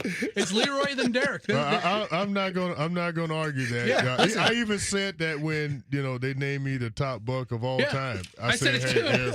Listen, if someone says Leroy, you're not going to get no fight out of me. Trust me. Mount Rushmore of Buccaneer players. Leroy, Derek's on there. A couple of other guys. Yeah, absolutely. Derek Brooks is in. It was just announced recently that a lot of news. Listen, USF athletics making big waves. We just had the new CEO announced. Where is he? Yeah. He's working. Somebody's got to work. Where is he? He's working. And then just announced, was it last week? Yes. That Derek Brooks has been named the Chief Operating Officer of USF Athletics. Hey, congratulations. That's fantastic. Well, thank you, MJ. I'm excited, or more so extremely excited to work with our CEO, Mr. Rob Higgins, who really been asking me to be a part of his journey here. You smell good. What are you wearing? Cologne that my wife bought. I wish I could tell you the name of it, but I would be lying to our listeners. I have no idea. So, what do you, as COO, this is the spotlight with USF football, having a great season. It's been a great spotlight. Of course, the Gators' defeat really was just over the top. So, what are you going to do as COO now? What is Derek Brooks going to be doing really on a daily basis? I'll be working my off.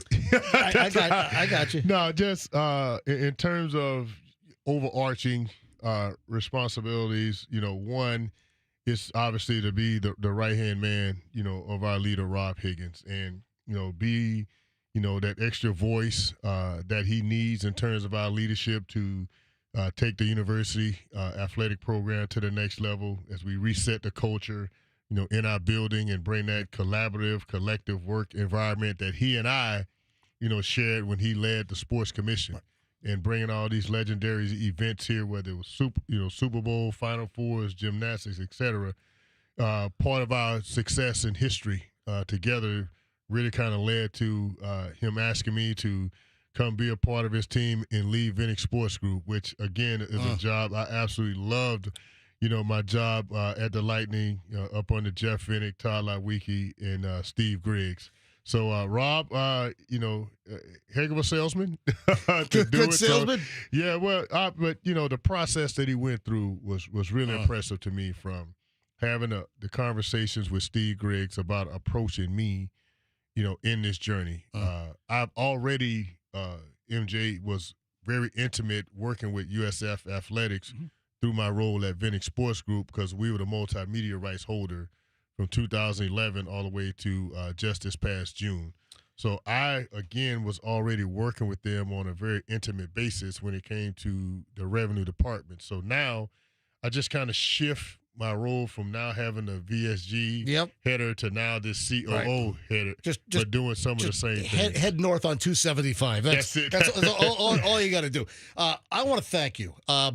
So the first official act of COO Derek Brooks of USF Athletics, he's already told me that he has designated a special suite, a skybox in the new MJ suite has been designated right on the 50-yard line in the all new stadium, which is being built. So thank you. Your first official act, the official MJ suite. So thank you very much. Well, thank you. Again, let me go talk to the construction too, because that's probably already built. Let's see if there could be a change order put in. They're actually going to name the stadium after you, MJ. It's going to be the MJ Memorial Stadium where the USF Bulls will play. Memorial. That's you don't want to name it Memorial. Now let's decide which campus. Is that going to be the St. Pete campus? We'll put it on Bayboro. Clearwater campus? Anything but the Tampa campus, right? It'll be the Manatee campus. The landscape of college football is completely different now than it was even 3 or 4 years ago. USF is ahead of the curve, treating it like a real business. Yes, having a COO and a CEO, titles you've never heard of associated with an athletic program before. Mm-hmm. So I mean, I've heard of water boy, like out of high school. Out of high school, yeah. You may not be able to tell by looking at me, but I was the 14th best left tackle in Pinellas County, and I was recruited by Westmar College out of Iowa, the North Iowa Area Community College. Man, Iowa was hot on you. Two community colleges in Iowa, and the Merchant Marine Academy in Kingsport, New York. They came knocking on my door while Bowden was coming to see you. Now, did you let him in? Yeah, tell you what, and that would have been your gateway to the NFL. Well, yeah, the Merchant Marine. Hold on, no food left. Yeah. Merchant Marine Academy was like, son, 6 months out of the year, you're going to play football. And I'm like, what are we doing the other 6 months? You're going to be on a boat. And I'm like, no thanks. I'm out. But Yes, sir. you used to recruit a player, used to stay at a school for 4 years. Nobody transferred. There was no portal. There was no transactional relationship. But now it's completely different. Yes, and it's changing, minute by minute in some instances. I actually thought, I was in the know. Yeah. My daughter, being a USF student athlete herself, playing softball, I thought I was kind of in the know. But, man, these past week that I've been on the job, no, I haven't done this much reading since my debate class at Florida State. But I see how we have to position ourselves, one, to be nimble, but at the same time even be more strategic as these conversations happen. Obviously, last year, I don't know if many know that the Pac-12 did come calling and knocking on the doors. And Michael Kelly, for all the right reasons, decided, nah, it's not the time. We want to wait. Whether it's waiting on a better opportunity or that opportunity wasn't good enough, who knows? But the point is, they came to what you said earlier. They came seeking us, and they looked at all the assets, what we bring. We're looking at this in terms of under Rob's leadership is even more. We're going to earn our right with every asset that we've earned, starting with our new president, Dr. Moaz, who's coming from the business school. So he has a business mindset. Yeah, he went to Jacksonville for a while. Now he's coming back. Exactly. Yeah. So looking at it from his lens and saying, hey, we're going to leverage the AAU status, our research patents, along with our momentum of athletics. We're going to demand a seat at this table to have the conversation with the big boys, but we're going to have a strategy going in that once we're in, we're not getting kicked out. And we're just not taking anything that show up at our doorstep. Yeah. It has to fit what we're doing, and we're earning our right to do it. So when you look at it from that lens, we do understand that for whatever the reasons are, we got here. Some of it I agree with it, a lot of it that I don't. But there is a business component that is college sports, and we've recognized that. And by the fact that we are, I feel we're going to be ahead of the curve. Hey, do you need a ticket to walk into a Bucks game, or can you just walk right in? Do I need a ticket? Yes, I do. Hopefully my face is my ticket. But I do have a credential that Brian Ford has given, the Glazers have given me. So, and I got to know the attendance at certain entrances that kind of let me through. At Raymond James Stadium, have you ever had to say, do you know who I am? No. Do you know who I am? No, I've never had to say that. I probably would never somebody say like that. Warren Sapp comes walking up. I know who he is just by his shadow, right? Warren Sapp come walking up. But you're like, do you know who I am? No, I've never used that card. They already know. Hopefully, I don't be in a position where I have to. Because usually when someone saying that is not good. Who's the manager around here? Exactly. Let me speak to the manager.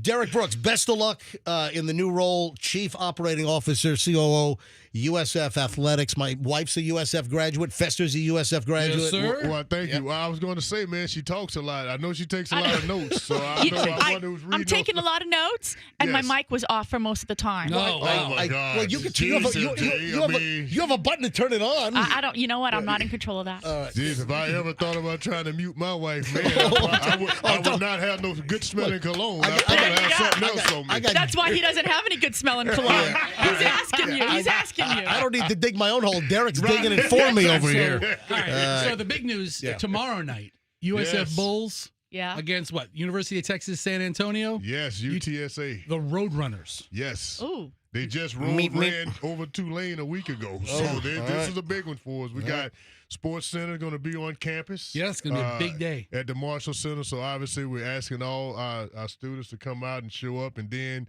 let's hop on transportation down to Raymond James. We need to pack this stadium because this is a really, really big game for us because all the national spotlight is going to be on USF from really starting at 2 o'clock all the way to midnight. We want to make sure that we've earned our right to be in this position and we don't disappoint ourselves. So we want to win at everything and every engagement. We want to win. And the official flagship station of all USF football. Yep, Q105, right here on 104.7 FM. That's awesome. Yes, it is. Local superstar, NFL great, Derek Brooks in studio. Thank you, buddy. Thank you, Derek, I appreciate it. Thank you, guys. We'll see you. Who's our favorite player? Mr. Derek Brooks. No, he just said Lee Russell. Well, I just said that's no joke. You called me on it. That's the truth. And look at this. Big scary Ron. I don't lie. Big Derek, isn't he so big and scary? Big scary. Our general manager, our GM and vice president, Big Scary Ron. He's got to be in here every time to make sure we behave. He's like a babysitter. And Big Scary Ron's looking at me. He's giving me the look the entire time, making sure that I don't step out of line. He doesn't want the same conversation we had last time with Rob. Derek, ask Rob about how his visit went. Exactly. It was great. It was fantastic. No, it was. Oh, yeah. No, it was. It was fantastic. It was the best. It was the best. I did hear that you asked him about an honorary doctorate. So the honorary degree is a different deal. Yeah, that was a whole different deal. Well, let me give you my perspective. Yeah. Okay.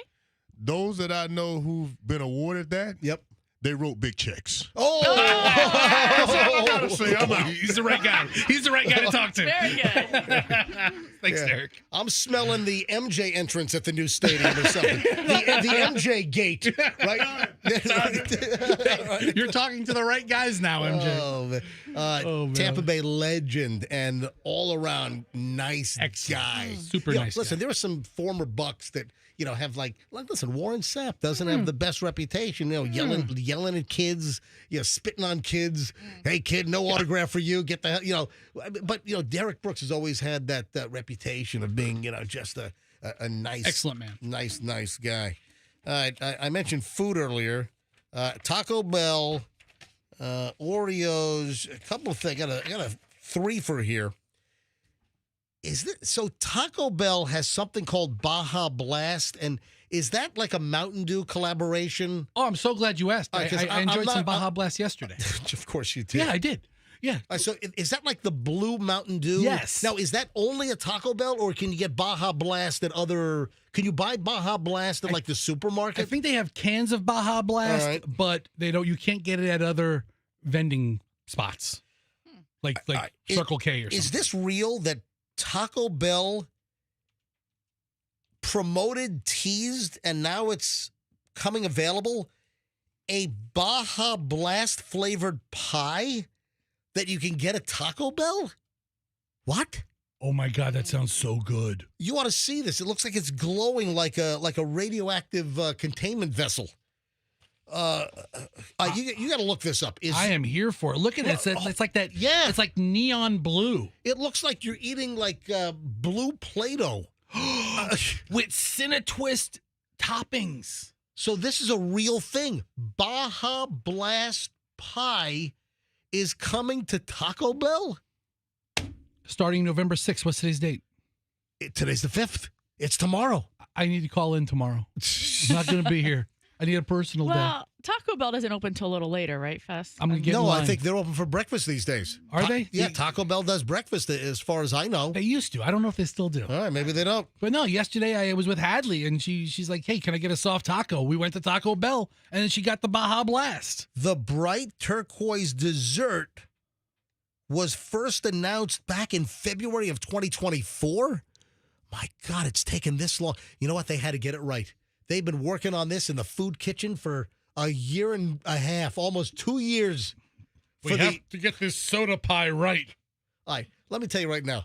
This cake looks like it'll take rust off of pipes. You got $20 on you? What? Give me $20. Why? Because the pies are $19.99.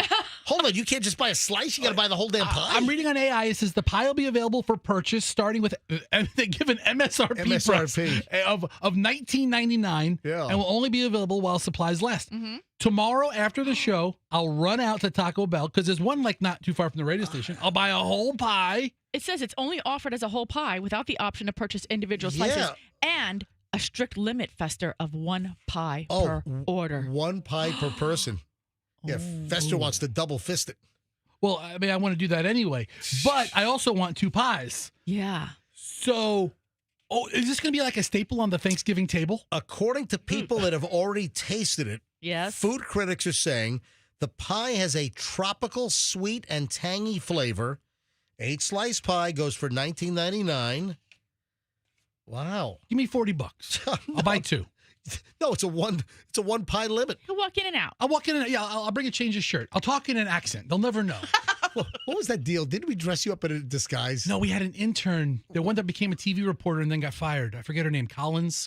Courtney Collins? Courtney, yeah, she was sweet. Yeah, she was a lovely person. Yeah. But we dressed her up at KFC for like a free wings day. Yeah, something was free at KFC, and we sent her to KFC with like 10 different disguises. She got changed in a radio station van. And we kept sending her in one after another to keep, it was like limit 1 per customer. And we sent her in 10 times with 10 different outfits and disguises. I think she even went in with like a man wig and a mustache and everything. And they believed her. Fester, listen, if you want the Taco Bell Baja Blast pie, you can do that on your time with your dime. Well, then I'm not going to bring it to your show and tell you about it. At all. All right, why is Oreos messing around with the Oreo? Well, I got to be honest. If I had my druthers, by the way, I try to say druthers at least once a quarter on this show. This satisfies Q4. Check. Does Oreo need anything other than the traditional Oreo? They need vanilla Oreos. Yeah, listen, I'm okay with the variations on the original. I'm okay with the original. I'm okay with double stuff. You know what? I'll even go as far as okay with mega stuff. You haven't had a mega stuff in your adult life. Dude. The mega stuff is too creamy. When I was 12 years old, we would make our own mega stuff. Yeah. We would take apart like 12 Oreos. We would have an Oreo with the filling that was like a foot high. Yeah, that's why I said in your adult life, the triple stuff is too much. All Double right. stuff is absolutely perfect. But they have I'm looking at their website right now of all the flavors they have. Well, you don't have this, I'm sure. The reason why I'm bringing this up. Is it burnt cigarette ashes flavored Oreo? No. Oh, okay. It's bong water. Bong water. No, I'm kidding. Oreos are the snack of choice for a lot of those guys. No, listen. Thanksgiving dinner flavors? Yeah, I'm looking at it. All right, come on. Really? It looks pretty gross. Yes, it does. Thanksgiving flavored Oreos. I guess they're putting together like a special pack of different flavors. 6 new Oreo flavors haven't been announced in time for Thanksgiving. Caramel apple pie. Okay. Pumpkin pie. Okay. All right. Cranberry sauce. It might be a little tart. We're starting to veer a little bit. A little more, okay. Sweet potato. It's a pie. It's a pie. Listen, a sweet potato pie is a... Hang on. Creamed corn flavored Oreos. There's a lot of corn dessert or sweeter corn dishes. Well, cornbread. And, I'm not mad at that. Cream corn filling in an Oreo? Come on. And no, then, it's not. It's not the filling. It looks like it's a. Is it the It's like dipped into it. Oh God! It's like chocolate coated. Right. Ugh, that's even worse. It's so what it is it's an Oreo inside of think of like a macaroon, how it's like covered with the stuff. Like a frosting. I'm not mad at Well, how about this one? How about turkey and stuffing flavored Oreos? That sounds nasty. Here, you can buy one online. No, it's not one. That's a tin. So you're looking at a I'm sorry. You can buy one tin of 12. They're selling a whole tin, and I guess they're like the Oreos that are dipped. Is that what it is? Exactly. But they're selling a huge I just want the tin. I don't want these disgusting cookies inside. I don't want turkey and stuffy flavored Oreos. But they have a huge, massive Oreo metal tin that is shaped like an Oreo. I want that. It doesn't look that massive. It looks like $20. It's like you know what? 6 inches across. You know what? I'll buy the tin. I'll dump all the cookies off at a food kitchen or something. Don't do that. And then I'll keep the tin. Then I'm going to the food kitchen because this looks good. No, I'm sorry. So let's see. They're selling the tin and the cookies for $19.99. You got to go to their website. Mm-hmm. So it's on the Oreo website, and I guess they're now available while supplies last. So it's $19.99 if you want the cookies and the tin. You get 2 of each.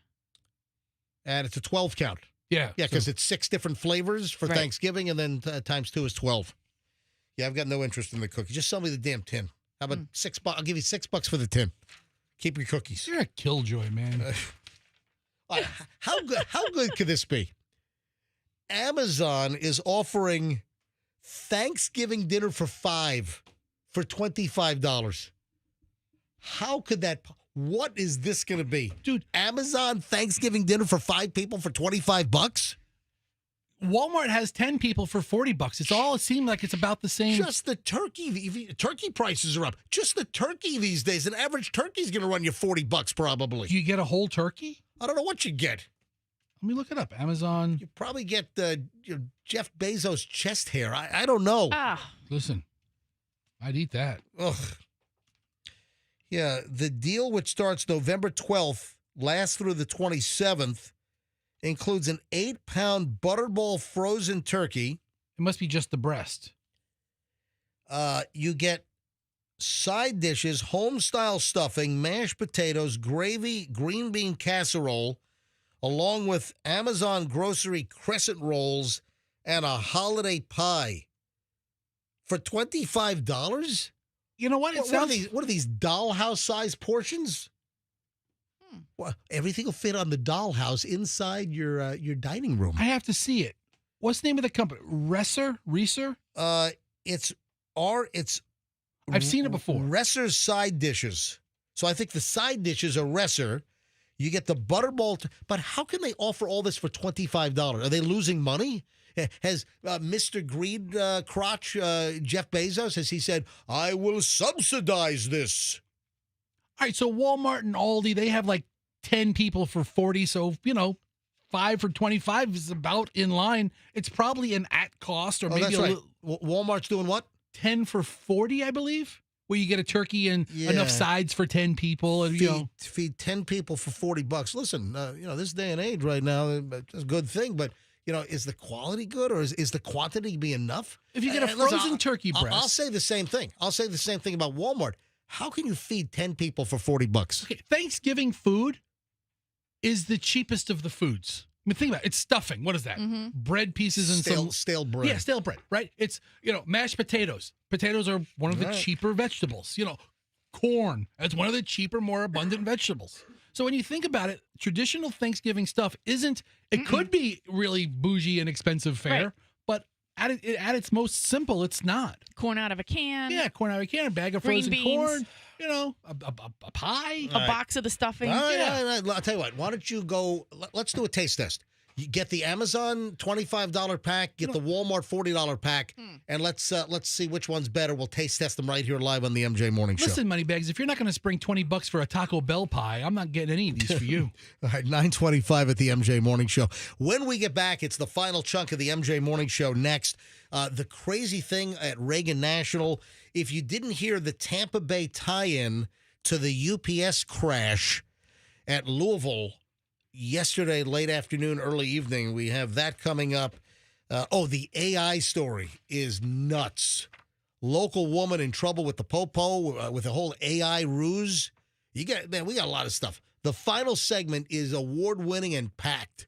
In minutes, MJ Morning Show here on Q105, 104.7 FM. Hey, my good friends at Veterans Ford, they are waiting for you to walk through the door and yell, I am here for the MJ deal. When you walk into Veterans Ford and say you declare right away that you're here for the MJ deal, no other Ford dealer in town will beat the MJ deal at Veterans Ford. What are you laughing at? I do declare I'm here for the MJ deal. Just walk in. Walk in. I do declare. Exactly. Hello now. Veterans Ford, Linebaugh and the Veterans Expressway. Their service department is phenomenal. I constantly hear from people that are like, man, I love the Veterans Ford service department. You know, I had an issue at this Ford dealer. I didn't really like this Ford dealer. People love Veterans Ford. They love buying a vehicle, and they love getting their vehicle serviced there. Veterans Ford, you walk in, you tell them MJ sent you, and you'll get the MJ deal. No other Ford dealer in town will beat a price on whatever new Ford car, truck, or SUV you want. Veterans Ford, Linebaugh, and the Veterans Expressway, tell them that MJ sent you. Zero Res, as you know, stands for zero residue. That's what Zero Res means. They are the best carpet cleaners around. Why do you want Zero Res? It's about the process, folks. They use ZR water. It's a patented electrolyzed water that gets your carpets cleaner, and they stay cleaner longer. They don't leave the residue. The other companies leave soapy, chemically, shampooy, nasty, smelly residue, and that attracts dirt faster. That is counterproductive. Why would you do that? And during November, we got a deal here, folks. Right now, you call Zero Res, you mention me, get $45 per room pricing, and then with 3 rooms minimum, for $1, they'll clean a whole hallway. Got that? So $45 per room, get it cleaned with Zero Res, and then when you schedule 3 rooms of more, you can add a hallway for just $1. ZeroResTampaBay.com. That's ZeroResTampaBay.com. Call them up, book online, tell them that MJ sent you to get the deal. You got to tell them MJ sent you. ZeroResTampaBay.com. Traffic's on 928. MJ Morning Show back in just a minute. Stand by.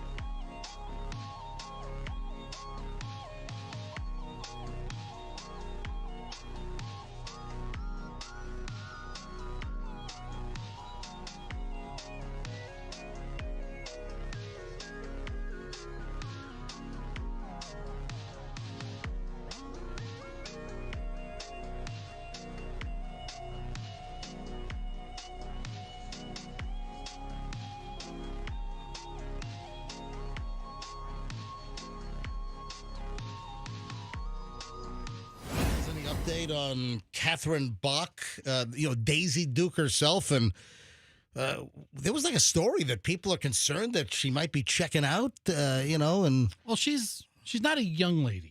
She's yes, 71. she is. I've seen her in those jeans, man. She looks phenomenal in those Daisy Duke cutoffs. Yeah, when she was 25. Maybe that was 1979. Yeah, but maybe that was when I was 13 years old. She's still a beautiful woman, but she's 71 years old now. Yeah. Dude, listen to me. I just saw that. Who's that obnoxious redhead comic? Kathy Griffin? Yes, I just saw her in a bikini at 65, and it's like, are you kidding me? Yeah, she's not. It looks like she's got a wig on, but her body's in pretty good shape. And at 65. So who are we talking about? I'm talking about Catherine Bach, Daisy Duke, but you said 71. She's not that, but I'm looking at Catherine at Kathy Griffin. Are we talking about this? Okay. And she looked great or awful? Dude, I think she's got a kicking body for her age. For 60, you ought to see. I'm sorry to conflate I here. don't even need to think I need to say for her age. I think she's always had like a nice body, a physique. She like showed up on some TV show, and at 65 years old, she's got like a bikini body of like a 35-year-old. Yeah. I'm like, what the hell? Okay. Yeah. All right, her face is looking a little old, but I mean the body, man. She's looking anyway. So back over to Catherine Bach. Right. Dude, Fester, listen, I know that you plan to be a wreck at 71 if you make it there. Plan to be a wreck at 51. All right, but listen, 71 is not that old these days. At what age do you say somebody's older? Well, listen. She's 74, by the way. Genetics plays a huge role because, as we know, you have some people that look great at age X and others that don't look great at age X. Google puts her at 71. Yeah. So it's genetics and it's, I guess, lifestyle. Listen, if you're smoking every day and boozing it up every day, that's gonna age you. Do you know why she was in the hospital? Why? Because all I saw was a medical emergency. She has an embolism that was probably developed as a result of a recent surgery. She had a swollen prostate, I heard. She was supposed to make an appearance at nobody Cooter's place. Nobody. Nobody really. I was going to try to make an exam joke, but I couldn't come up with it. Why are you insulting Catherine Bach like that? I'm not. Listen, hold on. What's wrong with me saying that she had an inflamed prostate? I don't know. I'd have to take a look to find out. Really? No one. But she doesn't have a prostate. Duh. I know. Why would you even say that about Catherine Bach? It was taken out when she was 9. Shut up. All right. Daisy Duke had a sexual awakening for a whole group of men somewhere between that are currently between the ages of 50 and 65. Oh, yeah, she was it. You felt a way about Yeah. Daisy. I read a little bit about her this week because I saw her, she was in the hospital. Back to the audition, how they wanted somebody like a Dolly Parton type character. And she said, let me try to show you what I was thinking. They hired her on the spot. Really? Like high heels and those shorts and a tight off shirt. You got it. Done. She earned herself a spot on the show. All right, so what's wrong with her, Michelle, again? She has an embolism that was a result of a surgery that she had. But is she going to check out or is she going to recover? That says that she's going to be fine because she was supposed to make an appearance at Cooter's place. Is that real? Yes. She was going to go to, you could do a movie night with Daisy. It was last Saturday. Listen, I'm sure she's also taking $150 pictures at Comic-Cons across the country too, right? Dude. Maybe. But this was actually for Vanderbilt Children's Hospital. Oh, that's nice. Yeah. Mm-hmm. Yeah, Vanderbilt has a fine medical facility. That's where Dolly Parton's getting treated. Well, there you go. Yeah, look at that. All ties in, Fester. Look at that. There's a Cooters in Luray, Virginia. There's a Cooters in Pigeon Forge and a Cooters in Nashville. And it's all Dukes of Hazzard out. I mentioned the UPS crash earlier today. I mean, terrible situation. Obviously, thoughts go out to all those involved. Last I saw, 7 people. So we know that 3. Do we know if the 7 includes 3 on board? 3 on board, and then maybe 4 on the ground. And there are serious injuries. That's just a nightmare. You've got a massive, wide body, heavy, an MD-11 airplane. So the numbers have been updated. Oh, it's 9 in the last hour. All right, so breaking news. Now it's at least 9 have perished. So what I wanted to mention regarding the Tampa Bay area and the connection to this flight, this exact airplane and no one else had this information. You come to the MJ Morning Show for stuff like this. This exact aircraft, the one that crashed upon takeoff, leaving Louisville on the way to Honolulu, UPS cargo jet, an MD-11. This exact aircraft, serial number, or make that registration number, N, November 259, Uniform Papa. This exact aircraft was in Tampa last Thursday. This exact aircraft landed at Tampa International Airport just before 6 a.m. last Thursday morning, and then it departed a little after 10 a.m. on Thursday. So it came in at 5:56 a.m. It dropped off all the containers of all the red labels and the blue labels, all the overnights and the second-day airs. It dropped off all the packages for the Tampa Bay area, and then they took back out to Louisville. But this exact aircraft has been in the Tampa Bay area 3 times in the last couple of weeks. This exact aircraft that crashed was at Tampa last Thursday. It was also here on the 26th of October, and it was also here on the 19th of October. Exact aircraft. And it appears that there might have been, the engine fell apart or caught on fire. There's video of the engine on fire as it's taking off, and there are engine parts that left the aircraft. What if this had happened leaving Tampa last Thursday at 10 a.m.? Wow. This happened leaving their home base in Louisville, but what if this aircraft crashed upon takeoff and landed, in Tampa Bay, landed on the Howard Franklin Bridge? If they were going the other way, what if it landed on Hillsborough Avenue? What if it crashed there? Yeah. This could have been if this was a mechanical issue where something was wrong with the engines, the engine mounts or something, this could have happened on any of the previous flights. Well, they're saying that a huge engine found lying almost completely intact. Yeah. Is what is going to be a major clue for them. Yeah. So I saw confirmed that the engine cowling, which is the disc shape, the front of the engine, that circular like bowl, I saw that was confirmed on the runway at Louisville. Then I saw another picture late last night of this burned out, humongous jet engine also on the ground. It looked like on airport property, and I hadn't seen that was confirmed. So you're seeing now that was confirmed? Yes, Right. a huge engine found lying on the ground will help investigators determine. So I don't know which engine. It's obviously not the burned out one, right? It's the no. I think that's the number. I think that might be the one that they're saying is almost completely intact. I think that's the one that was on fire and then fell off the aircraft. Right. Yep. That's what I was wondering. And that would be. I think it was the left engine. The number 1 engine is what I'm guessing right now, and that caused, as they were lifting off, this plane was on fire. The engine parts were falling off, and this plane just tilted, yawed to the left and then rolled and then crashed into that like an oil recycling place and an auto parts yard it's just terrible. And then we find out this exact aircraft was in and out of Tampa last Thursday morning. 34-year-old MD-11, which is a derivative of the DC-10 made by McDonnell Douglas. And, of course, Boeing bought McDonnell Douglas, some time ago. But just a terrible story. All right. Awful story. All right. Awful. So then we have this other airplane-related story. Who would do this and why?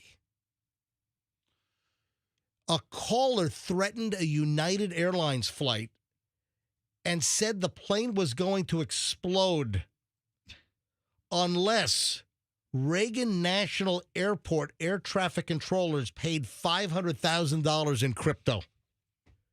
Who thinks this is going to happen? Who thinks they're going to get away with this?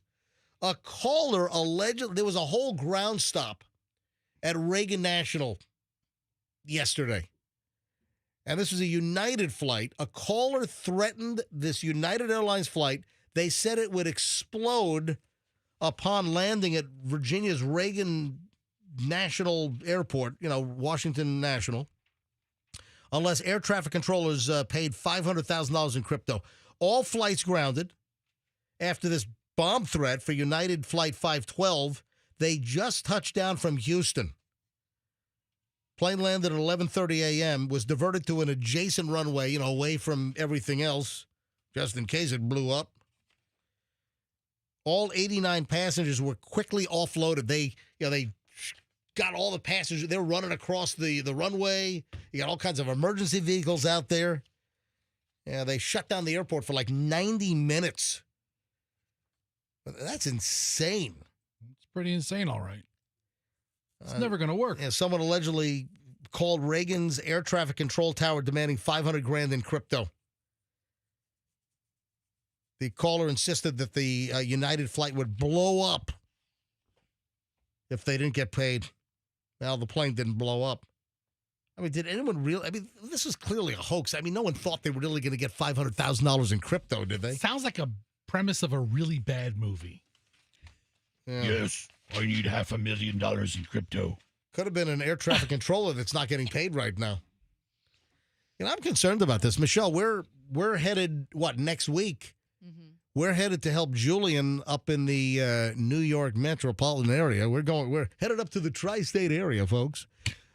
We are. I love when you say tri-state area. Yeah, the tri-state area. Oh. Yeah. So Michelle's leaving on Thursday. I'm leaving after the show on Friday because Julian has an 8-minute film that he needs to shoot on Saturday and Sunday of not this weekend, but the following weekend. And this is for his junior class project at NYU Film School. And, you know, we're like helping to produce this thing. And I'm like, I think I'm the transportation captain. I'm the best boy and the grip. That's what I am. Who's doing craft services? Yeah. Oh, I'm the gaffer too. The gaffer. Yeah, and I'm doing catering services. Yeah. I think you're the transportation and catering department. Is that what I'm doing? Yes. Yeah, that's what I'm doing. And then, you know, Michelle, I don't know what you're doing, but I think are you the producer? I'm the assistant producer. Assistant producer. The girlfriend's the producer. So, but she gets to boss me around for the week. But listen, I'm worried about this because Right. the whole government shutdown. Yeah, there are rumblings that the government shutdown could end later this week or early next week. And of course, the issue is that the air traffic controllers not getting paid. TSA folks are not getting paid. The call-outs and the slowdowns to the system are going to get worse and worse as this gets prolonged. You know, Sean Duffy, the transportation secretary, has said that they might even have to close airspace. So and then on top of this, we're flying into Newark because Julian is shooting in a house in New Jersey, right? So we got to rent a house in New Jersey to shoot the movie for the weekend. So we got to fly into Newark. Newark's already a mess without air traffic controllers not getting paid and the government shut down. On a perfect day, it's a hellhole. Newark's been a problem for the last year or so. So hopefully that's not going to mung things up, Michelle, because you're leaving Thursday. I'm leaving Friday. Right. That's going to really suck if we get this, screwed up with Newark issues, I asked you if we should make backup, plans. Well, you want to fly into Philly and take the turnpike up? I don't know. We can make alternative plans as backup. I hate Philly. I think Newark is on my suck list at number 1. I think Philly's number 2. I could fly into LaGuardia. Yeah. You know what? Or we just gas up the G650 and fly into Teterboro. Yeah, okay. Yeah. What do you say? Sure. Hey, I can get a hold of. Hey, listen. You know what? I can get a hold of my buddy at Will Smith Aviation. Mm-hmm. Yeah, that's what. Let's call Will Smith Aviation and have him fly you up on Thursday. Then he can come back and fly me back up on Friday, right? And then he can bring me back on Sunday. And then you're coming back on Monday, right? Mm-hmm. Listen, I just hope we don't get all messed up on this thing. All right, what time is it? 9:46? We got time. Couple of things. This AI story, which we did not get to on the show yet. I've had 2 stories in the pile, and I hate when these stories linger and they just get pushed aside and we don't get to it. So, Festus, do you know about the St. Pete woman who accused this phony AI-generated perp for a burglary? No. This is nuts. No, I didn't. This is from Bay News 9. I don't know if I saw this in a lot of places, but AI is out of control as far as I'm concerned. And here we have a woman here in the Tampa Bay area in St. Pete who concocted this whole fake scheme. On October 7th, Brooke Chenault called the St. Pete police, according to Bay News 9, saying that someone broke into her home and knocked her to the ground. We took all the information we could at the time. She provided us with images as proof, and then nothing. We continued on with the investigation, said Ashley Lamardo, public information specialist with the St. Pete Police Department. Later that day, though, Lamardo said Chenault called back, saying that, actually, she forgot to tell us to let us know that she also had been sexually battered by the person. So the officers went back out to her house a second time. Yeah, take a new statement, right? She said the female detective assigned to the case realized there was something off with the photo that she provided. She received information on the case and was going through the evidence immediately when she saw that one picture. She was able to recognize it was part of the trend, and that's what completely changed the course of the investigation. According to court documents, investigators say they found digital evidence that showed the photo was created by ChatGPT. She created a picture of like the home invader dude, like I think sitting on a couch. She created the photo days before the so-called alleged burglary and the phony sexual assault took place. Police said that Chenault tried to use a recent TikTok trend to her advantage. They say people are taking pictures of their living room and inputting the pictures into ChatGPT.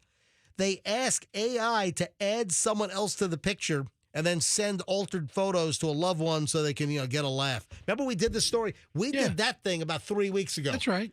How like college kids were sending pictures of like a so-called home invader to their parents to freak them out. Or somebody at the doorstep about to break in or something. Hey, Bailey, any of your friends at UT doing this? Yes. Oh, are you serious? I wanted to do it to my parents, but Hold I on. didn't. You wanted to do this to your parents? Yeah, but I didn't. Oh, my God. You better not, Bailey. Hold on. So you know people that did this? Not personally, but it's big on TikTok. Yeah. So I've seen that. I've also seen people do. You can make each other kissing. Oh, wow. All right. So I've done that. So how this thing completely unfold? Who are you kissing? Yeah. Who?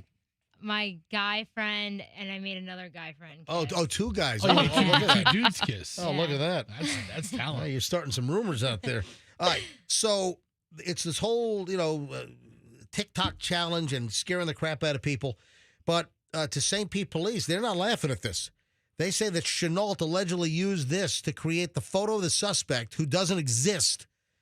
St. Pete Police say they've never seen anything like this. They say it could be very dangerous, blah, blah, blah. Anyway, this woman, Chenault was arrested, charged with 2 counts of false reporting a crime, and she was arrested, and she did bond out on $1,000. What a wacko. Why would she do this? To call them and say that her place was burglarized and with a phony, ChatGPT AI photo, Yeah. and then to call the cops back and say, "Oh, I forgot to tell you, I was also sexually assaulted." Oh yeah. Oh, by the way. Yeah. Oh yeah. By the way, little add-on. What was her purpose? Like, what was her end game? I don't know. Yeah. Maybe touched in the head or something. Now I'm wondering if a lot of parents called cops for their kids. So I'm wondering if those kids got in trouble or not. Right. The parents could be charged with making a false report, or the kids could be charged. All right, so the Auburndale city manager thing, I mentioned this like days ago, and I just never got around to it. I'm going to save this for tomorrow. I need a little more time on this because we have an accusation that was made against the Auburndale city manager. He's out. He's getting paid off, but this waitress waited like a long time to. I'll put that in the pile for tomorrow. Michelle, I mentioned something that you gave the kids when they were little. I don't think it's going to have much of an effect, but what was something that you gave to the kids when they were little? What didn't I give them? Well, occasionally. Okay, what would you give the kids? I don't know. I mean, is it something like Little Debbie snack cakes? No. Or is it something like, Ritalin? To get them to get them a little sleepy. Whiskey? I never gave them anything to make them sleepy. Did you give them Benadryl? I thought you gave them like some melatonin or something. Melatonin? No, I gave them that for a short period of time when we moved because it was like a different, or like when they were, when we moved to New York because we had to like make an adjustment in their schedules. Dude, it wasn't like, I didn't give it to them all the time. Dude, I make a melatonin Benadryl cocktail for my kids almost every night. No. Oh, yeah. I knock them out. I put a little NyQuil in there. Why don't you add some whiskey? Yeah. How about whiskey, NyQuil, melatonin? Yep. I hold their nose. And what did I say? Oh, it's Benadryl, melatonin, a little bit of whiskey, and a little bit of NyQuil. Oh my gosh! And like 6 packs of Splenda. You don't. You're going to get investigated, folks. Tell people you're kidding around. You're not really giving your kids that at bedtime. They sleep like a rock. Long-term melatonin use linked to a 90% higher risk of heart failure.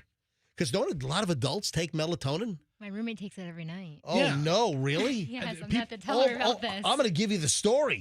People take it as a daily supplement to help them unwind and go to get ready, be more restful for sleep. Yeah, you need to take this. A new study says chronic use of the sleep aid may lead to heart failure.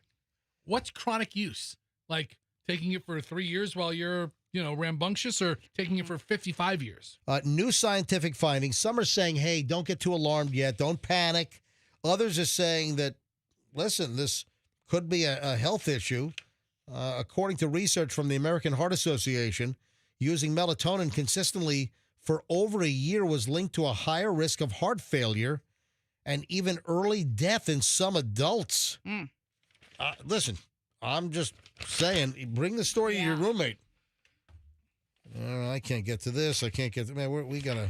Is it true if that you have a roommate that dies, you get A's for the semester? Why? Is that true? I thought they had to be in your class. No, there's too many people in your class. Yeah, that's an old urban legend. I like if you were in college and you're dorming it, if you're you have to be in a dorm and your roommate dies, you got like a pass on the semester. I didn't think it was funny, but I love that laugh. We gotta go. All right, folks, my Instagram is loaded, all kinds of stuff, Certified MJ Radio. Folks, have a great day. We'll see you back here tomorrow. It's the MJ Morning Show on 104.7 FM, Q105, and let's be careful out there.